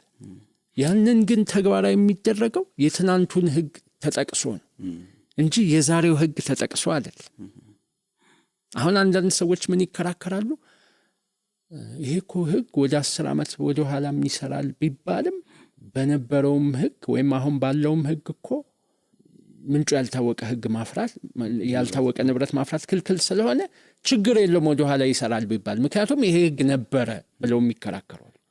ፍጹም ይሄ ትክክል ያልሆነና ከሎጂክ ይወጣ። በሁለቱ መካከል የስኮፕ ልዩነት አለ አይደል? አለ። ምንድነው የስኮፕ ልዩነት? በስፋት ደረጃ በሚገዙት አዎ፣ በጣም በስፋት ደረጃ በጣም ልዩነት አላቸው። የነበረው ህግ ጠበብ አድርጎ የመንግስት ሰራተኞችና ባለስልጣናት ላይ ብቻ ነው። ይሄ ግን አሁን እየወጣ ያለው ህግ ሁሉንም ዜጋ እንደሚነካ ተደርጎ ነው የወጣው። የነበረው ህግ በጥፋት ላይ የተመሰረተ ነው። አጥፊ ሆነው የተገኙ ሰዎች ላይ ብቻ ነው እርምጃ ሊወሰድ የሚችል። አሁን ግን አጥፊ ሆነው ያልተገኙ ሶስተኛ ወገኖችም ሊካተቱ የሚችሉበት ሁኔታ ተቀምጧል። ቅድም ደግሞ ያየናቸው ነገሮች አሉ። የነበረው ህግ መንግስት ሰራተኞች ላይ ነው የሚያተኩረው። ይሄ ግን ሁሉም ሰው ላይ ነው። የነበረው ህግ ሙስና ላይ ነው የሚያተኩረው። ይሄኛው ግን ማንኛውም በወንጀል የተገኘ ሀብት በሙሉ ነው የሚለው እና ሲጀመር ሁለቱ ህጎች አንድ አይነት አይደሉም። ሁለቱ ህጎች አንድ አይነት ናቸው የሚለው የተሳሳተ ነው። ወይም አሁን የነበረው ህግ በፊት የነበረ ነው የሚለው ፍጹም ውሸት ነው። ሁለተኛ ነገር ደግሞ እንደዛም እንኳን ቢሆን ዛሬ የወጣ ህግ ከዛሬ ጀምሮ ነው የሚሰራው እንጂ ወደ ኋላ አይሰራም። ለምሳሌ የ97ቱን የወንጀል ህግ ስናየው ከ1949 የወንጀለኛ መቅጫ ጋር አንድ አይነት ኮፒ ነው፣ ኮፒ ፔስት ነው። የተወሰኑ ነገሮች ተጨመሩበት። የኮምፒውተር አንዳንድ ነገር ቅጣቶች አንዳንድ ነገር ከበዱ፣ አውሮፕላን ጠለፋ፣ እንደዚህ ዘመን አመጣች ነገሮች ገቡበት። በተረፈ ራሱ የነበረው ህግ ነው የያዝ። ግን የነበረውን ህግ ነው የያዝ ነው ተብሎ የ97ቱ የወንጀል ህግ ከ97 በፊት ለተፈጸሙ ወንጀሎች አያገለግል። አንድ አይነት ቢሆንም እንኳን የሚጠቀሰው ከ97 በፊት ለተፈጸመ ወንጀል የ1949 የወንጀለኛ መቅጫ ህግ። ስለዚህ ይሄም አንድ አይነት ነውና ወደ ኋላ 10 ዓመት ቢሰራ ችግር የለውም የሚለው በጣም ትክክለኛ ያልሆነ ክርክር ነው። ከሞራልም አንጻር እንዲሁም ከህግ ፕሪንሲፕሎችም አንጻር ትክክል ያልሆነበትን አስረድተናል። ህገ መንግስታዊ መርሆች አንጻርስ ሊታይ አይገባም ወይ? እንዴት ታየዋለህ? ከዛም እንደውም ዋናው እንግዲህ ህጎች ሁሉ እናት ህገ መንግስት ነው። ህገ መንግስት ደግሞ ይሄንን በጣም ይከለክላል። በህገ መንግስቱ መሰረት ህግ የወንጀል ህግ በተለይ ወደ ኋላ አይሰራም። ሰውን ጥፋት ባልነበረ ድርጊት መቅጣት የተከለከለ ነው። ይሄ በዓለም አቀፍ ሰብአዊ መብት ድንጋጌዎች ውስጥም የተካተተ ነገር ነው። ልዩ ሁኔታዎች ቢኖሩም ለዚህ መርህ ልዩ ሁኔታዎቹ ምን አይነት ናቸው? ልዩ ሁኔታዎች እንግዲህ በሰብአዊነት ላይ የሚፈጸሙ የጦር ወንጀሎች፣ የጦር ሰብአዊነትን የሚጥሱ ህጎች፣ የሚጥሱ ድርጊቶች፣ ሰው ልጅ ላይ የሚፈጸሙ ክራይም አጌንስት ሁማኒቲ የምንላቸው በሰብአዊነት ላይ የሚፈጸሙ ወንጀሎች፣ ዘር ማጥፋት፣ ሰውን መሰወር፣ እንዲህ አይነት ከባድ ማሰቃየትና ድብደባ እነኚህ ወንጀሎች ብቻ ወደ ኋላ በሚሰራ ህግ ሊያስጠይቁ ይችላሉ። በተረፈ ግን ወደ ኋላ በሚሰራና ባልነበረ ህግ መጠየቅ የተከለከለን። ይሄ መርህ በነገራችን ላይ ለወንጀል ብቻ ሳይሆን ለሌሎች ከወንጀል ውጭ ላሉ ጉዳዮችም የህግ የበላይነትን መርህ የሚያፋልስ ነው። የዱ ፕሮሰስ ኦፍ ሎ የምንለውን የህግ የበላይነትን፣ የተገቢነት፣ የዳኝነትን አግባብ ያለው የዳኝነት መርሆችን የሚጥስ ነው። ትናንትን በዛሬ ህግ መዳኘት፣ ባልነበረ ህግ መዳኘት፣ በሌለ ህግ ዳኝነት መስጠት፣ ይሄ ህጋዊነትንና የህግ የበላይነትን የሚያፋልስ ነው። ሌላው ከዚህ ጋር ተያይዞ የሚነሳው ክርክር በተለይ ህግ ወደ ኋላ ተመልሶ አይሰራም የሚለው ነገር በአብዛኛው ትኩረት የሚያደርገው የወንጀል ጉዳዮች ላይ ነው። እዚህ አዋጅ ላይ ግን በፍትሐብሔር ስነ ስርዓት ህጉ ይመራል ነው የሚለው የሚል ክርክር ይነሳል። ምን ምላሽ አለህ ለዚህ ክርክር? አንደኛ ነገር ይሄ የወንጀል ህግ እኮ ነው ይወጣ ያለው። የአዋጁ ጠባይ ከፍትሐብሔርነት ይልቅ ወንጀልነት ያመዝናል። በማንኛውም ወንጀል የተገኘ ንብረት ይወረሳል ካለኮ እንደ ቅጣትም ነው። ስለዚህ መቅጫ ነው። ስለዚህ የወንጀል ህግ ነው። የወንጀል ህግ ወደ ኋላ ሊሰራ አይገባም። ሁለተኛ በፍትሐብሔርነቱም እንኳን እንየው ከተባለ ፍትሐብሔርም ቢሆን ትናንት ያልነበረን ግዴታ ትናንት ላይ መጫን፣ ይሄም የሰብአዊ መብትን የሚነካ ነው። የህግ የበላይነትን መርህ የሚጥስ። የህግ የበላይነት ማለት ምን ማለት ነው? የህግ የበላይነት ማለት እኮ በህግ መሰረት መግዛት ማለት ነው። በህግ መሰረት ማስተዳደር ማለት ነው። ስለዚህ ህግ መኖር አለበት። ህጉ በነጋሪት ጋዜጣ መታተም አለበት። ይፋ መሆን አለበት። መታወቅ አለበት። ሰዎች ሊገዙለት ይገባል። ባለስልጣናትም ባሻቸው ሳይሆን በህግ መሰረት ሊገዙ ይገባል። የባለስልጣን የበላይነት ሳይሆን የህግ የበላይነት ሊሰፍን ይገባል። ባለስልጣኖቹም ለህጉ ሊገዙ ይገባል፣ በህጉ ሊገዙም ይገባል። ስለዚህ ሰዎች ኑሯቸው ተገማች ሊሆን ይገባል። ባለው ህግ መሰረት ነው መኖር ያለባቸው። ስለዚህ ትናንት በነበረው ህግ መሰረት ተኑሮ ትናንት የነበረው ህግ ተጥሷል ከተባለ በዛው ህግ መጠየቅ ይቻላል። ከዚህ ውጭ ግን የዛሬው ህግ ትናንት ተጣሰ ብሎ መጮህ ትክክል አይደለም። እንደዛ ሊሆን አይችልም እና ህጉ ወደ ኋላ እንዲሰራ መደረጉ የህግ የበላይነትንም የሚጥስ የወንጀልም ይሁን የፍትሐብሔርም ይሁን ወደ ኋላ ሊሰራ አይገባም። ልዩ ሁኔታ እንግዲህ ቅድም ያነሳናቸው ናቸው። ሌላ ልዩ ሁኔታ ምንድነው? የዛሬው ህግ መብት ሰጪ ከሆነ ከትናንቱ ይልቅ የተሻለ መብት የሚሰጥ ከሆነ ለማን? ለሰዎች የተሻለ የሚጠቅም ሆኖ ከተገኘ ወደ ኋላ ማሰራት ይቻላል። ለምሳሌ ሁለቱም ወንጀል ኑሮ የዛሬው ህግ የወንጀሉን ቅጣት ቢቀንሰው የዛሬው ወደ ኋላ ሊሰራ ይችላል። ምክንያቱም ወንጀልነቱን ቢያስቀረው ወይም ወንጀልነቱ ቢቀር ድሮ ወንጀል የነበረ ነገር ከዛሬ ጀምሮ ወንጀል አይደለም ቢባል ትናንት ያን ወንጀል የሰሩትንም ነፃ ማውጣት ይቻላል። በዛ መንገድ ወደ ኋላ ማሰራት ይቻላል። መብት ለመስጠትና ለመጥቀም ሲሆን፣ ግዴታ ለመጫን ሲሆን ግን ወደ ኋላ ሊሰራ አይገባም። ይሄ በጣም ትልቅ የህግ መርህ ነው። ስለዚህ ሞራልም የህግም ጥያቄ ያለው ማለት ነው። አዎ ዓለም አቀፍ ህግም ነው ይሄ። አገሪቱ የፈረመቻቸውም የሰብአዊ መብት ስምምነቶችም እኮ ይሄንን ያዛሉ። እነሱን የሚጥስ ነው የሚሆነው፣ የሚያስወቅስ ነው። ሌላው እዚህ አዋጅ ላይ እየተነሳ ያለው ነጥብ የማስረጃ ምዘናን የተመለከተ ነው። ማስረጃ ምዘናን በተመለከተ እንዲሁም ስነ ስርዓቱን በተመለከተ በፍትሐብሔር ስነ ስርዓት ህጉ መሰረት ይመራል ይላል እና ቅድም ስታብራራልን እንደነበረው በባህሪው ይሄ አዋጅ የወንጀል ወደ ወንጀል ያዘነበለ ነው። እንደዛ ሆኖ በስነ ስርዓት ህጉ እንዲመራ መደረጉ ምንድነው ያለው ውጤት? እንደዛስ መደረጉ አግባብ ነው ወይ? የማስረጃ ምዘናን ስንመለከት አሁን ይሄ አዋጅ ቀጪ ነው። እንግዲህ ዞሮ ዞሮ ንብረቱ የሚወረሰው እንደ ቅጣት በሙስና ነው ያመጣው ያንተ አይደለም በሚል ስለዚህ እንደዛ ከሆነ በወንጀል ህግ መርህ ነው መሄድ ያለበት። ወንጀሉም መፈጸሙ ልዩነቱ የወንጀል ህግ የማስረጃ ምዘናና የፍትሐብሔር ህግ የማስረጃ ምዘና ምንድነው ያለው ልዩነት? እንግዲህ ሶስት አይነት የማስረጃ መመዘኛ ደረጃዎች አሉ። አንደኛው የወንጀል ህግ ነው። የወንጀል ህግ ከምክንያታዊ ጥርጣሬ ውጪ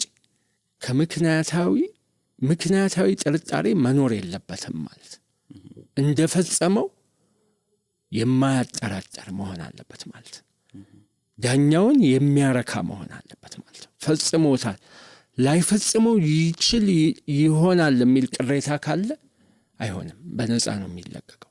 ፈጽሞትም ቢሆን በነፃ ቢወጣ ይሻላል ላይፈጽመው የሚችልበት ጥርጣሬ ያለ ከመቅጣት ማለት ነው። ስለዚህ ከፍ ያለ ነው ደረጃው። የወንጀል ሲሆን ደረጃው ከፍ ያለ ነው። አሁን በምሳሌ ብናስረዳው ሁለት ሰዎች ቁልፍ የሚይዙ ከሆነ እና ከዛ ቁልፍ ከሚይዙበት ክፍል ዕቃ ቢጠፋ የእያንዳንዳቸው ለየብቻው ሲመዘን ሌላኛው ሊሆን ይችላል የወሰደው የሚል ጥርጣሬ ይፈጥራል። ስለዚህ እነዛን ሰዎች መቅጣት አርኪ አይደለም፣ ሁለቱንም በነፃ ማሰናበት። በእርግጠኝነት ከሁለት አንዱ ወስዶታል፣ ግን የእያንዳንዱ ለብቻው ሲመዘን ያኛው ሊሆን ስለሚችል የዚህኛውም ሲታይ ይሄኛው ሊሆን ስለሚችል ሁለቱንም በነፃ ማሰናበት ይመረጣል። አለዛሞ አንዳቸው ነው ከተባለ ለመሆኑ የሚያረጋግጥ ማስረጃ መምጣት አለበት። ይሄ ነው የተዘረፈው ዕቃ ተበርብሮ ቤት ውስጥ ቢገኝ እንዲህ ያለ ነገር ቢገኝ የአይን ምስክር ቢገኝ አሁን እንዲህ አይነት ነገር ቢገኝ ከምክንያታዊ ጥርጣሬ ውጪ ከሁለቱ የወሰደው እሱ መሆኑ ታወቀ ማለት ነው። ይሄ ነው እንግዲህ ምክንያታዊ ጥርጣሬ ስንል። የፍትሐብሔር ግን በዚህ ሳይሆን የሚሄደው ሁለተኛው በቂና አሳማኝ የሚባል አለ።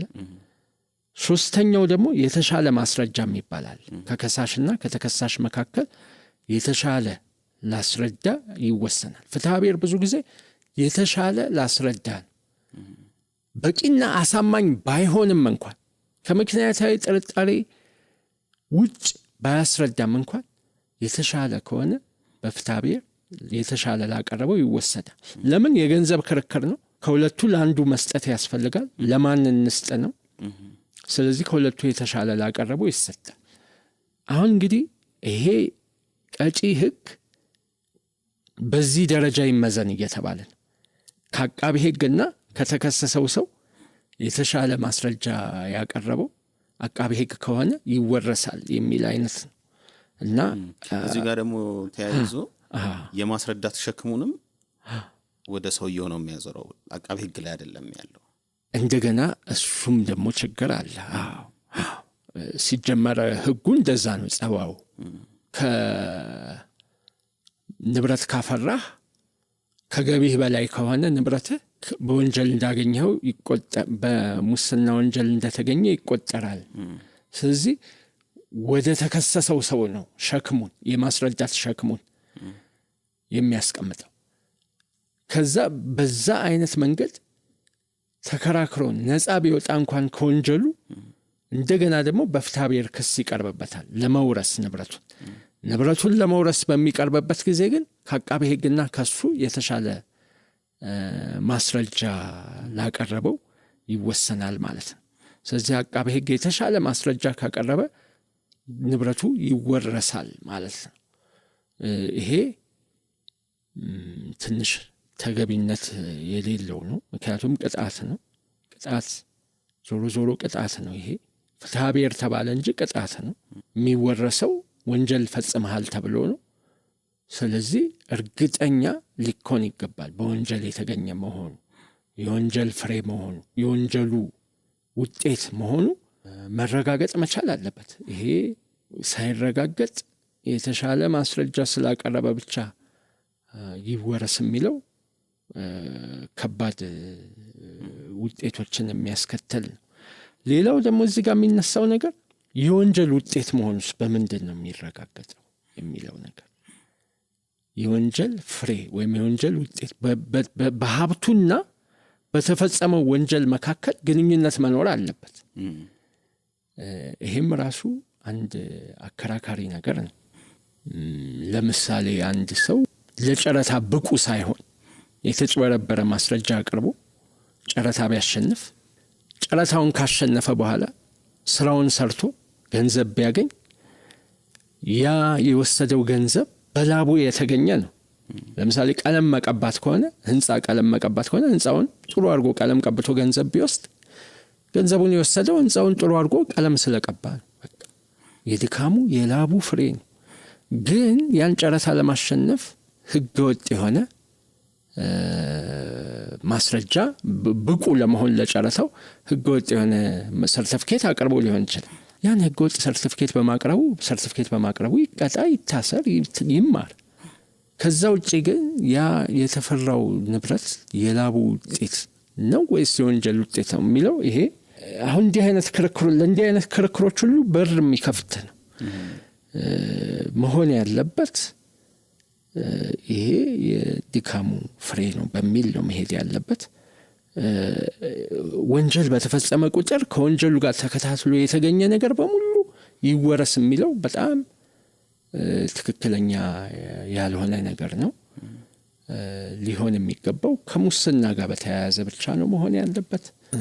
እሱም ደግሞ ከሙስና ጋር በተያያዘ ንብረት ምንጩ ያልታወቀ በሙስና የተገኘ ከገቢው በላይ አፍርቷል ከተባለ ብቻ ነው ወደዚህ ውስጥ መገባት ያለበት። እንግዲህ አሁን ባለው ህግ እንደዛ ነው።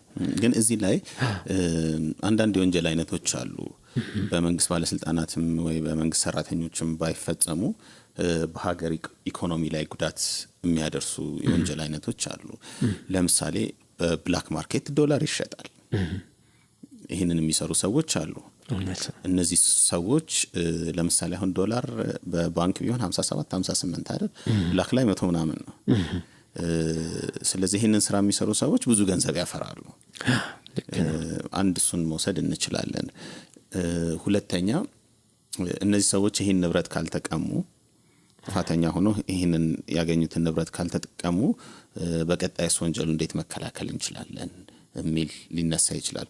ሁለተኛ ሰሞኑን ካንድ ሰው ጋር ሳወራ ይሄ ሪል ስቴት አካባቢ አንዳንዶች የሚፈጽሙት ጥፋት አለ። ለምሳሌ ህንጻውን ይገነባሉ፣ ከዛ የተወሰነውን ሀገር ውስጥ ይሸጣሉ፣ ሌላውን ውጭ ሀገር ይሸጣሉ፣ ለዲያስፖራ ይሸጣሉ። ውጭ ሀገር የተሸጠውን ክፍያውን ግን የሚቀበሉት እዛው ውጭ ይሆናል።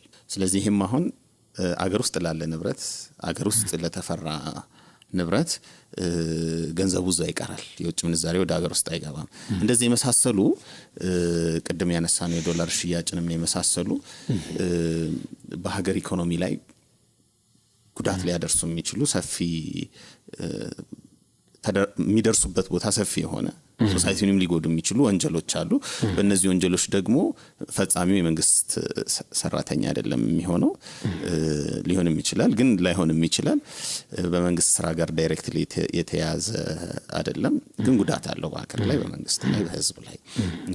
እነዚህን ታርጌት ለማድረግ እነዚህን ለማስተካከል ታስቦ የተዘጋጀ ቢሆንስ ለእነዚህ ችግሮች መፍትሄ ሊሰጥ አይችልም ወይ? አንዳንዴ ችግሩ ምንድነው? ህግ ሲወጣ አንድን ሰው ወይም የሆኑ ሰዎችን ኢላማ አድርጎ ይወጣል። ያን ኢላማ አድርጎ የሚወጣ ህግ ሌሎች ላይስ ምን ውጤት ይኖረዋል ብሎ ደግሞ ማየት ያስፈልጋል። አሁን የስዬ ህግ ይባላል። አንድን ሰው ታርጌት አድርጎ በ24 ሰዓት ውስጥ የወጣ ህግ ነው። ሙስና የተከሰሰ ሰው ዋስትና አይሰጠውም የሚል ግን በዛ ምክንያት ይሄው እስከ ዛሬ ድረስ በሙስና የተጠረጠረ በሙሉ ዋስትና አጥቶ ብዙ አመት ተንከራቶ መጨረሻ ላይ በነፃ ይወጣል። እንግዲህ ለአንድ ሰው ተብሎ በወጣ ህግ። ስለዚህ አንደኛ ይሄ ነገር መታየት አለበት። መጥፎን ብቻ ያሰቡ ሳይሆን ሁሉንም የሚገዛ ነገር አድርጎ ነው ሊወጣ የሚገባው። ሁለተኛ ደግሞ እነዛን ሰዎች ደግሞ ግድ መውጣት ካለበትም ሌላ ሰው ላይ ጉዳት በማያደርስ እነዛን ሰዎች ብቻ በሚይዝ ደረጃ ጠበብ ተደርጎ ነው መውጣት ያለበት። አሁን በጣም ሰፋ ተደርጎ ወጣ እንጂ በእርግጥ ያነሳቸው ነገሮች እነዚህ ችግሮች አሉ። በእርግጥ የመንግስት ሰራተኞችና ባለስልጣን ብቻ ሳይሆኑ ያልካቸው አይነት ሰዎች አሁን በህገ ወጥ የሚመነዝሩትም ድርጊቱ ወንጀል ነው። መመንዘር ወንጀል ነው። በእርግጥ ይሄንን ከኢኮኖሚ አንዳንድ ኢኮኖሚስቶች ወይም አንዳንድ ሰዎች ለምን አይፈቀድም? ሌላው ሀገር እኮ ብላክ ማርኬት የሚባል የለም፣ ይፈቀዳል፣ እንደፈለገ ፍቃድ አውጥቶ መስራት ይቻላልና ለምን ፍቃድ አውጥቶ መስራት አይፈቀድም የሚሉ አሉ። ያ ሌላ ክርክር ነው፣ ከህግ ውጪ ነው፣ የኢኮኖሚክስ ክርክር ነው። እሱ እንዳለ ሆኖ ግን ዞሮ ወንጀል ነው ከተባለ ህግ ነው መከበር አለበት። ያንን ድርጊት ፈጽመው ያን ቢዝነስ ውስጥ ገብተው ሀብት የሚያፈሩ ሰዎች የሚወረስበትን ወይንም ያን ሀብት ማዳከም የሚቻልበትን መንገድ ማውጣት ይቻላል። ግን እነዛ ሰዎች ላይ ብቻ ኢላማ አድርጎ ነው መውጣት ያለበት። እንደዛም ከሆነ ዝም ብሎ ሰፊ መሆን የለበትም። ንጹሃንን ሊጎዳ ይችላል። በህገወጥ ገንዘብ በመመንዘር የሚጠረጠር ሰው ያገኘው ሀብት በህጋዊ መንገድ የተገኘ መሆኑን ማስረዳት አለበት። ወይም እንዲህ ብቻ ጠበብ አድርጎ ነገሮችን ማውጣት ይቻላል። አለዛ ግን ሌላውንም ነው አብረው የሚጎዳው። አሁን የሪል ስቴቱም ለምሳሌ ሪል ስቴት ውጭ ሀገር የሚሸጡ አሉ ከተባለ በእርግጥ ይሄም በውጭ ምንዛሪ መገበያየት ማለት ነው። ኢትዮጵያ ውስጥ ባለ ንብረት ውጭ ሀገር መመነዛዘር፣ በውጭ ምንዛሪ መሸጥ መግዛት ህገወጥ ነው፣ ክልክል ነው። ምንዛሪው በህጋዊ መንገድ ተመንዝሮ በገንዘብ ነው በብር ነው መዋዋል ያለባቸው። ያ ድርጊት ህግን የሚጥስ ነው። ግን ወደ መውረስ ሲመጣ ወደ መውረስ ከተደረሰስ የማን ነው መወረስ ያለበት? ስንቀጣም እኮ ፍትሃዊ መሆን አለበት። ባጠፋው መጠን ነው አንድ ሰው መቀጣት ያለበት። ሪል ስቴቱ ምንድነው ከዚህ ድርጊት ያተረፈው ስንል ያው ማሰብ ያለብን የእቃውን ዋጋ ነው ያገኘው ብለን ነው መውሰድ ያለብን። እዚህ ጋር ምንድነው ግን ሽያጩ ውጭ ሲደረግ የውጭ ምንዛሬውም እዛው ነው የሚቀረው፣ ወደ ሀገር ውስጥ አይገባም። ሀገር ላይ ጉዳት ያመጣል፣ ጥያቄ የለውም። ግን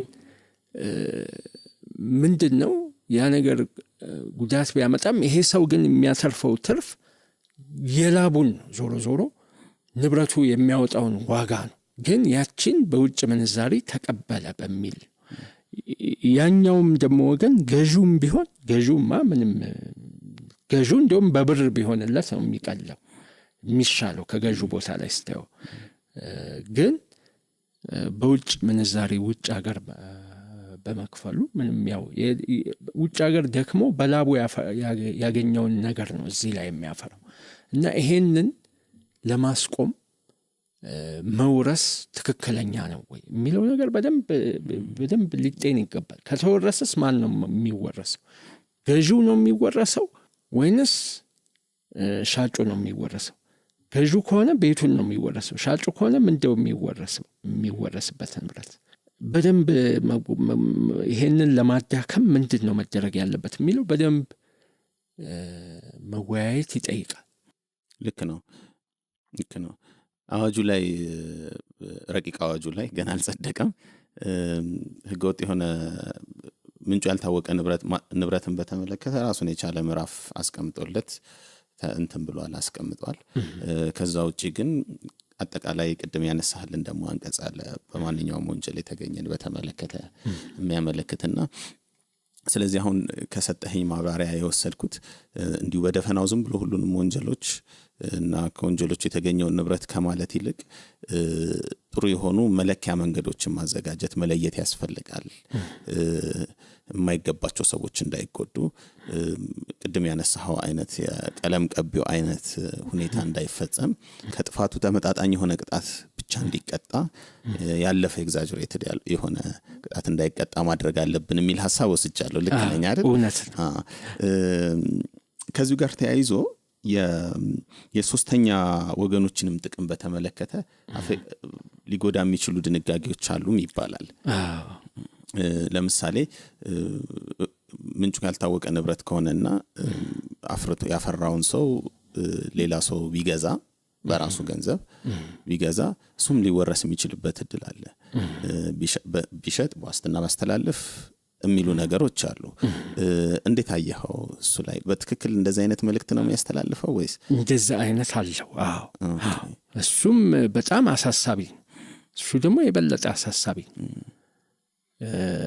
ሶስተኛ ሰዎች እንግዲህ ሐሳቡ የሚመስለው በሙስና ንብረት የሚያፈሩ ወይም በወንጀል ንብረት የሚያፈሩ ሰዎች ንብረታቸውን ለጓደኛቸው ወይም ለቅርብ ቤተሰባቸው አስተላልፈው ከመወረስ እንዳያመልጡ ነው። ይሄንን ለመቆጣጠር ግን እንደሱስ ቢሆን በስጦታ ለምሳሌ ማስተላለፍን በተመለከተ ቢሆን እሺ፣ በሽያጭ ነው የሽያጭ ትራንዛክሽን የሚያሳይ ነገር ከቀረበ መወረስ አለበት ወይ? በጣም አሁን ይሄም አሁን ሌላ ንጹሃን ሰዎችን እንዳይጎዳ ህጉን ተመጣጣኝና ጠበብ አርጎ ማውጣት ያስፈልጋል። ለምሳሌ ለቅርብ ቤተሰብ ከሆነ የተሰጠው እያስተላለፈ ነው ተብሎ ይገመታል ቢባል እሺ፣ ቅርብ ቤተሰብ አባት፣ እናት፣ ወንድም፣ እህት የመሳሰሉት ልጅ በልጅ ስም አርጎ ማምለጥ እንዳይችል በሚስት በባል እንዲህ አይነት ሌላ ደግሞ ስጦታ ባዳም ቢሆን ስጦታ ከሰጠ ያ ነገር በወንጀል የተገኘውን ስጦታ ለመደበቅ ነው ብሎ ቢገምተው እሺ እዚህ ድረስ መቀበል ይቻላል። ከዚህ ውጭ ግን በቅንነት የሚገቡትን ሶስተኛ ወገኖችንም ችግር ውስጥ በሚከት ሁኔታ መጻፉ በጣም አጠያያቂ ነው። በጣም ተመጣጣኝነት የጎደለው ነው። በጣም ብዙ ሰዎችን ሊያጠቃ ይችላል እና ያንን ንብረት የገዙ ሰዎች ከገዛው ላይ የገዙ ወደ እነዛ ሁሉ ሊሄድ ይችላልና ንብረት ማፍራትን አስፈሪ ሊያደርገው ይችላል። እና ደግሞ ይሄ ደግሞ የሚሆነው ምንድነው? የማስረዳት ሸክሙ ወይም የማስረዳት ደረጃው በቀለለበት ሁኔታ ማለት ነው። አቃቤ ሕግ የተሻለ ማስረጃ ካቀረበ ከሶስተኛ ሰዎችም ላይ ቀምቶ መውረስ የሚያስችለው ነገር ነው። ይሄ በጣም አሳሳቢ ነው። በጣም ጥሩ። ሌላው እስካሁን ያወራናቸው ነገሮች በወንጀል የተፈሩ የሆኑና በወንጀል የተቀጡ ሰዎችን አስመልክተን ነው። በወንጀል ጥፋተኛ ሆነው መገኘታቸው የተረጋገጠ አዋጁ በጥፋተኝነት ላይ የተመሰረተ መውረስና በጥፋተኝነት ላይ ያልተመሰረተ መውረስ ብሎ ከፍሎታልና ይሄ በጥፋተኝነት ላይ ያልተመሰረተ መውረስ የሚለው ነገር ከሞራልም ከሕግም መርሆች አንጻር ምን ያህል ነው ተገቢነቱ? ምንስ ዓላማ ነው ያለው? በጥፋት ላይ ያልተመሰረተ የሚለው በእውነት ብዙ ዝርዝሮች አሉት ውስጡ። ለምሳሌ በሞት ቢለይ በወንጀል የተከሰሰው ሰው ነፍሱ ብታመልጥም ያፈራው ሀብት ግን አያመልጥም የሚል አይነት እንትን ነውና የወንጀል ፍሬ ስለሆነ ዞሮ ዞሮ ይወረሳል። ይሄን እሺ ብለን ልናልፈው እንችላለን። ሌላ በጥፋት ያልተመሰረተ በቂ ማስረጃ ለወንጀል በቂ ባለመሆኑ ማስረጃው ከምክንያታዊ ጥርጣሬ ውጪ ወንጀል መፈጸሙ ባለመረጋገጡ ቢያመልጥም እንኳን በፍትሐ ብሔር ግን ቀለል ባለ የማስረዳት ዘዴ ወንጀል መፈጸሙንና በዛ ማፍራቱን አስረድተን መውረስ እንችላለን የሚል።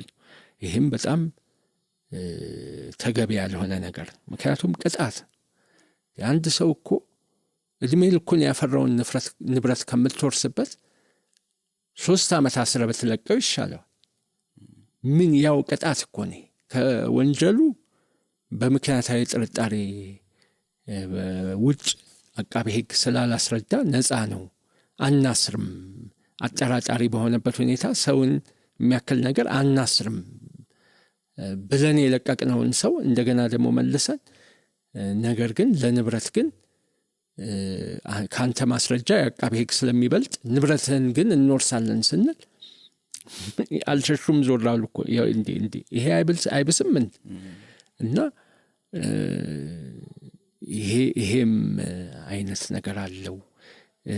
ሌላ ደግሞ እንግዲህ በጥፋት ላይ ያልተመሰረተ ንብረት መውረስ ምናልባት ወራሾች ካሉ ወራሾች የወረሱት ንብረት ካለ እና ያ ንብረት ግን አውራሻቸው በወንጀል ላይ ያገኘው ከተባለ ከነሱም ላይ ለመውሰድ የሚያስችል አይነት ነገር ነው የሚሆነው። የይርጋም ጊዜን በተመለከተም ያነሳል አይደል? ወንጀሉ የይርጋ ጊዜ ቢያልፍበት እንደዚሁ እሱም ይርጋ ያለፈበት ወንጀል እንግዲህ ይርጋ ማለት በጣም ከብዙ ዓመት በፊት የተፈጸመ ወንጀል ማለት ነው። እሱም እንኳን ቢሆን በወንጀል የተገኘ መሆኑ ከተረጋገጠ ይወረሳል። ይርጋ የሚለው ክርክር አይቀርብም የሚል ነው። ይሄም በጣም ከመጠን ያለፈ ነው። ከሕግ መርህ ያፈነገጠ ነው። በይርጋ ያለፈው ነገር አያስጠይቅም። ይርጋ እኮ ራሱ አንድ ትልቅ የተከበረ መርህ ነው። ለምንድን ነው የተከበረ መርህ ነው የምንለው? ሰዎች ሁሌ ተረጋግተው መኖር አለባቸው። በምን ልጠየቅ እችላለሁ እያሉ መስጋት የለባቸውም እና ሊጠየቁ የሚችሉበት ጊዜ የተገደበ ነው።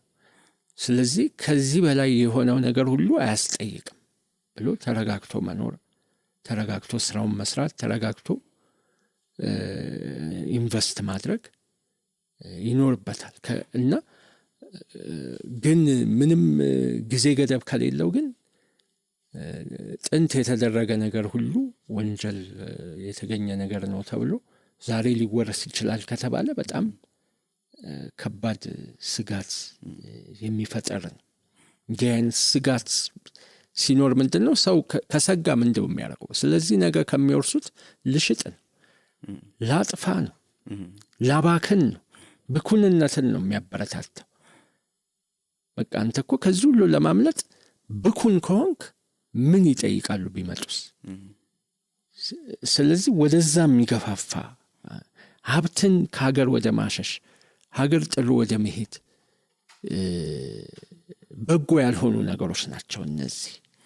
እነኝህን በጎ ያልሆኑ አስተሳሰቦችን የሚያሰርጽ መሆን የለበትም ሕጉ።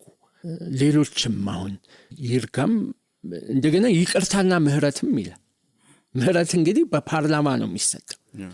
ምህረት ቢደረግልህም እንኳን በዛ ወንጀል ያፈራኸው ነገር ሊወረስ ይችላል ካልከው ምንድን ምህረቱስ ምኑን ምህረት ሆነ?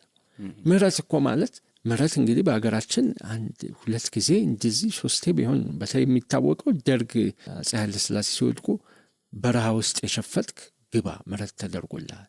በተለያየ ወንጀል ሰው ገለው ምናምን የሚደበቁ አንድ ጊዜ ምህረት ተደርጓል። እንግዲህ ደግሞ አሁን በለውጡ ደግሞ እንደዛ የሚመስል ነገር የተደረገበት ሊኖር ይችላል። ግን እንዲህ አይነት ምህረት ከተሰጠ በኋላ እንደገና ትጠየቃለህ ማለት በጣም አስቸጋሪ ነው። አሁን ምህረት ከለውጡ በኋላ እንግዲህ በፊት ኢህአዴግ በሙስና ብሎ ያሰራቸው ነበሩ። በፖለቲካ ምክንያት ነው ተብሎ ነው የሚገመተው። እነዛ ሰዎች ልክ ለውጥ ሲመጣ ከእስር ቤት እንዲወጡ ተደርጓል። ክሱም ተቋርጧል።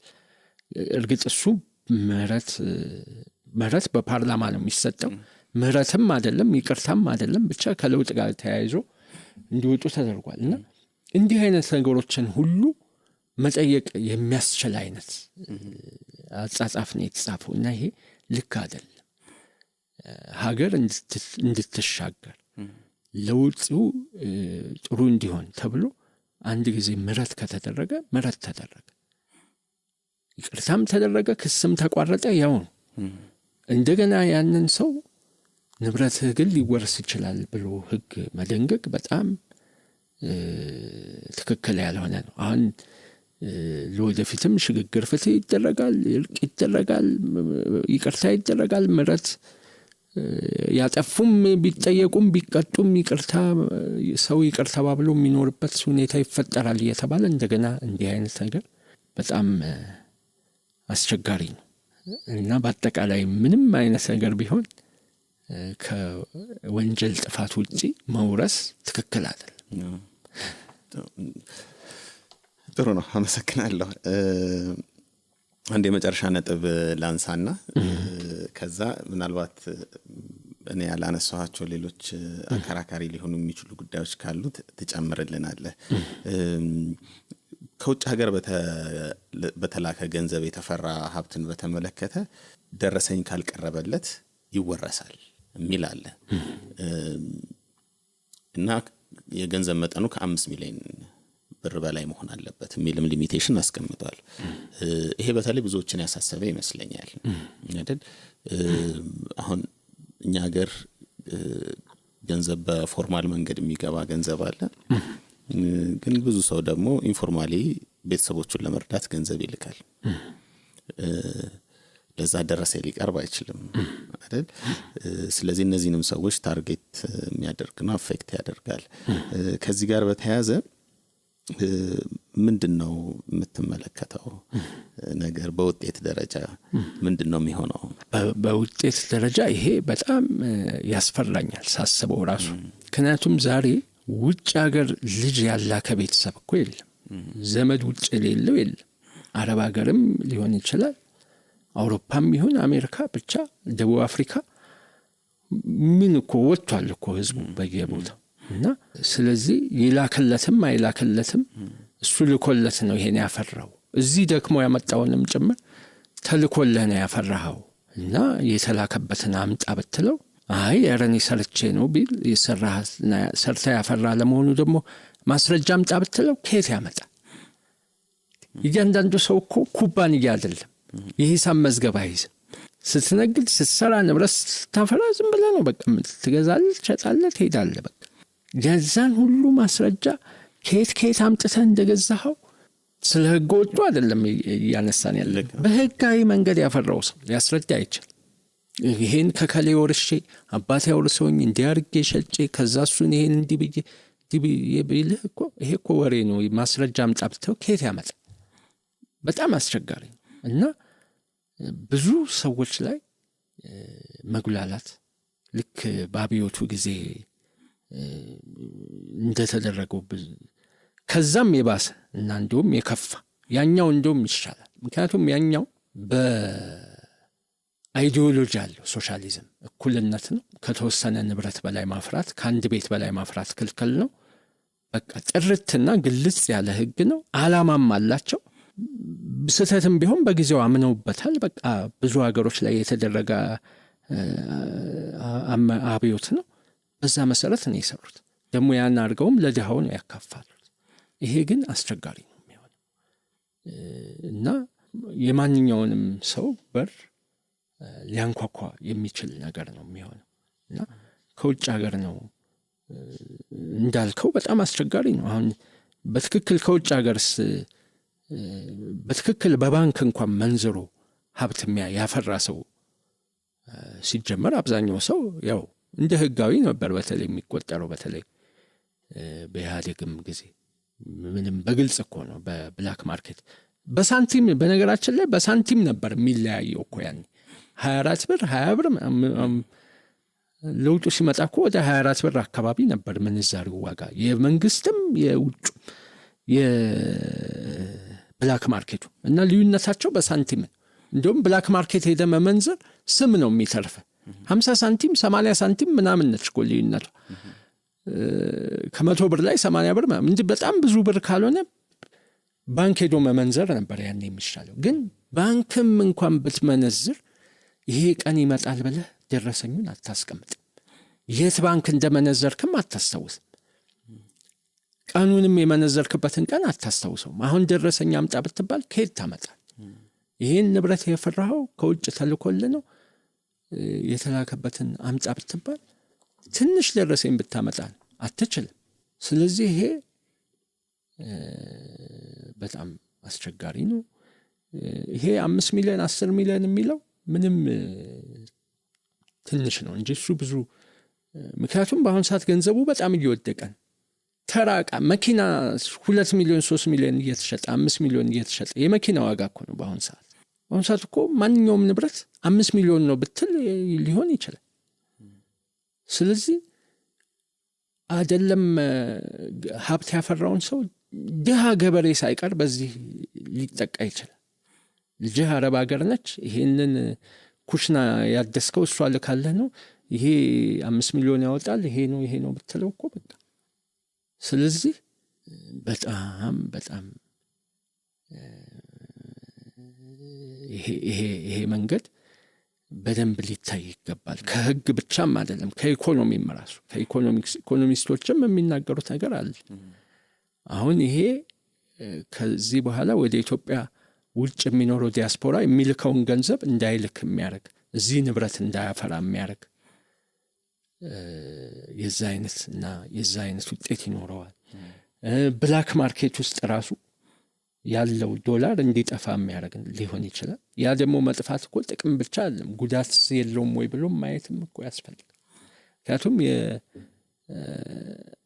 የገንዘብ የውጭ ምንዛሪ የሚገኝበት ምንጭ አንዱ ያ ኢንፎርማል የሆነው ነው በዛም መንገድ ገንዘብ ማግኘት ካልተቻለ የዶላሩ ዋጋ የበለጠ የናረ ሊሄድ ይችላልና የኢኮኖሚ ነገሩም በደንብ መታየት አለበት ስለዚህ ከውጭ ሀገር የተፈራ ሀብትን በተመለከተ ደረሰኝ ማቅረብ አለበት የሚል ሐሳብ አለው የተባለው ረቂቅ አዋጅ ላይ የሚለውን በተመለከተ እሱስ ቢሆን ወደ ኋላ ተመልሶ የሚሰራ ነው እሱም ቢሆን ወደ ኋላ ተመልሶ የሚሰራ ነው ምክንያቱም ምንም አይነት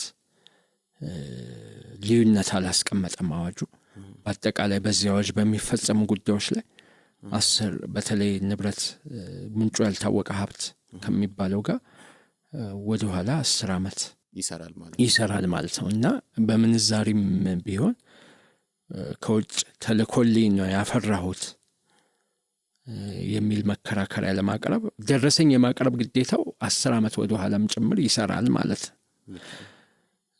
ስለዚህ ከውጭ ተልኮልኝ ነው ዘመድ ልኮልኝ ነው ልጄ ልኮልኝ ነው ይሄንን ቤት የገዛሁት ይሄን ያደረኩት ቢል የታለ ደረሰኙ ይባላል ማለት ነው አያይዞ ደግሞ ህገወጥ የሆነ ማስረጃ ደግሞ ማቅረብ አይቻልም ይላል ስለዚህ በሐዋላ መንገድ የገባ ገንዘብ ከሆነ ሐዋላ መሆኑን በምንም ማስረጃ ማስረዳት አይቻልም እንደዛ የግድ ባንክ መሆን አለበት ማለት ነው ስለዚህ እንደ ህገወጥ ይቆጠራል የሚል ነው የሚሆነው እና ይሄ በጣም በኮንሴፕት ደረጃ ራሱ በነገራችን ላይ ትክክል አይደለም በጽንሰ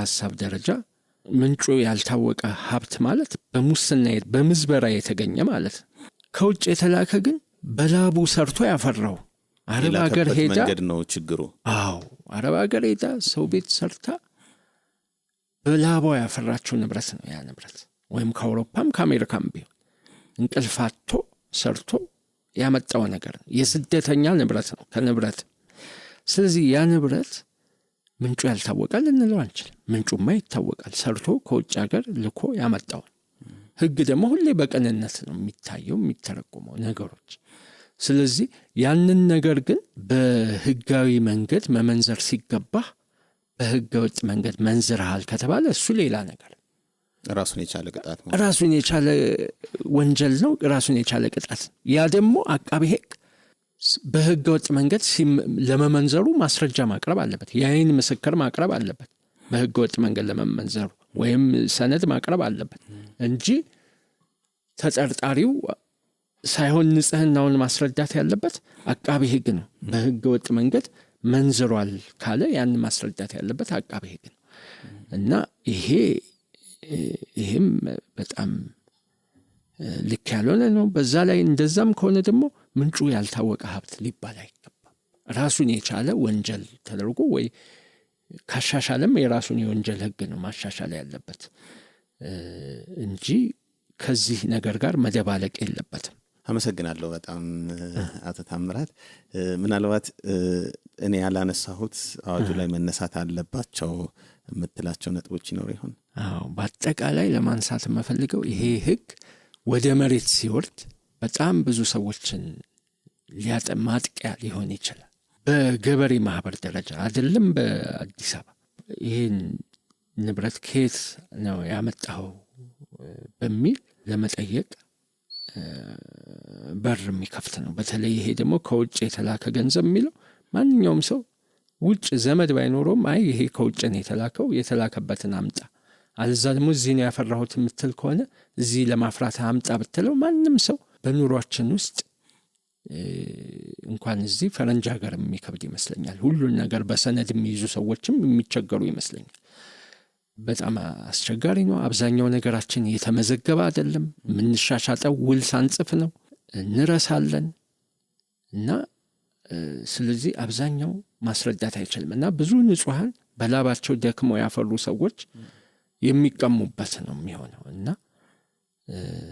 ስለዚህ ይሄ በደንብ ሊታሰብበት ይገባል የሚል በጣም ጥሩ የአዋጁ ረቂቅ አዋጁ ላይ ከዓላማዎቹ ከተዘረዘሩት መካከል አንዱ ምንጩ ያልታወቀ ንብረት በሀገሪቱ የግብርና ስርዓት የውጭ ምንዛሬ የገንዘብ ዝውውር ስርዓትና የውጭ ቀጥተኛ ኢንቨስትመንት ላይ ከፍተኛ አሉታዊ ተጽዕኖ እያሳደረ በመሆኑና ያለው የህግ ማዕቀፍ በመንግስትና በህዝባዊ ድርጅት ሰራተኞች ላይ ብቻ የተወሰነ በመሆኑ ችግሩን ለመከላከልና ለመቆጣጠር የሚያስችል የተሟላ የህግ ማዕቀፍ ማውጣት አስፈላጊ ሆኖ በመገኘቱ ሚላለው እዚህ ላይ ስለዚህ አሁን እያነሳናቸው ያሉት ትችቶች ረቂቅ አዋጁ ላይ ያሉት ትችቶች የግብር ስርዓቱን የውጭ ምንዛሬን በተመለከተ ገንዘብ ዝውውርን ቀጥተኛ ኢንቨስትመንትን የሚጎዱ የወንጀል ተግባሮች ግዴለም አይናችንን ጨፍነን እንተዋቸው እያልን አይደለም ማለት ነው እውነት ነው ከዛ ይልቅ አዋጁ የተረቀቀበት መንገድ በደንብ ሊታሰብበት የሚገባ ነው የተረዳሁት በደንብ ሊታሰብበት ይገባል አንደኛ ታርጌት ማድረግ የፈለግነውን ነገር ቀጥታ ለይተን ታርጌት እናድርግ እንዲሁ ለአጻጻፍ እንዲቀል በሚል ብቻ በደፈናው ወንጀል እየተባለ አይቀመጥ ሁለተኛ ነገር መሰረታዊ የሆኑ የህግ መርሆችን ጀነራል ፕሪንሲፕልስ ኦፍ ሎ ሚስ ማድረግ የለብንም ወደ ኋላ ተመልሶ መስራትን በተመለከተ ህገ መንግስታዊ መርሆችን እንዲሁም ቅጣትን የተመለከተ ነው ቅጣት የግድ እስር ብቻ አይደለም የጉልበት ስራም እኮ ቅጣት ነው በፊት ግርፋትም ቅጣት ነበር መውረስ ንብረት መውረስም ቅጣት ነው ስለዚህ አዋጁ በባህሪው የወንጀል ቅጣትን የተመለከተ ነው አንድ የቅጣት አዋጅ አድርገን ነው ልንወስደው የምንችለውና በእንደዚህ አይነት ሁኔታ ውስጥ ደግሞ መጠቀም ያለብንን የማስረጃ ምዘና መንገድ በአግባቡ ተጠንቅቀን ማድረግ አለብን ከወንጀል ያነሰ የሚሆንበት ምክንያት ተገቢነት አይኖረውም የሚል ሐሳብ ነው ያለው እንደዛ ነው የተረዳሁት ትክክል ነው የመውረሻውም ራሱ መነሻ ምክንያቱ ወንጀል ነው ተብሎ ነው በወንጀል የተገኘ ይላል እኮ በወንጀል የተገኘ ካለ መነሻ ምክንያቱ ወንጀል ነው ማለት ስለዚህ ማስረጃውም መመዘን ያለበት በወንጀል እንጂ በፍትሐ ብሔር መሆን የለበትም በጣም አመሰግናለሁ አቶ ታምራት በጣም ለአድማጮቼም ጥሩ ሀሳቦችን አካፍለሃል። ከዚህ ባለፈም ይሄ ረቂቅ አዋጅ ገና ረቂቅ ነው፣ አልጸደቀም። ስለዚህ በፓርላማም እየታየ ነው ያለው። ይሄን አዋጅ በተመለከተ ተሳትፎ ያላቸው የህግ ባለሙያዎችም እነዚህ አይነት ነጥቦችን የተነሱትን ነጥቦች መልሰው በደንብ እንዲመለከቷቸው እግረ መንገዳችንን ያበረታታንበት ቆይታ ነበረ። ከልብ አመሰግናለሁ። እኔም አመሰግናለሁ። የሌጋል ፕላስ ፖድካስት ተከታታዮቻችን የዚህ ሳምንት የውይይታችን ይሄንን ይመስል ነበር። በቀጣዩ ሳምንት ደግሞ ሌላ ርዕሰ ጉዳይ ይዘን እንመለሳለን። እስከዛው ደህና ሰንብቱ።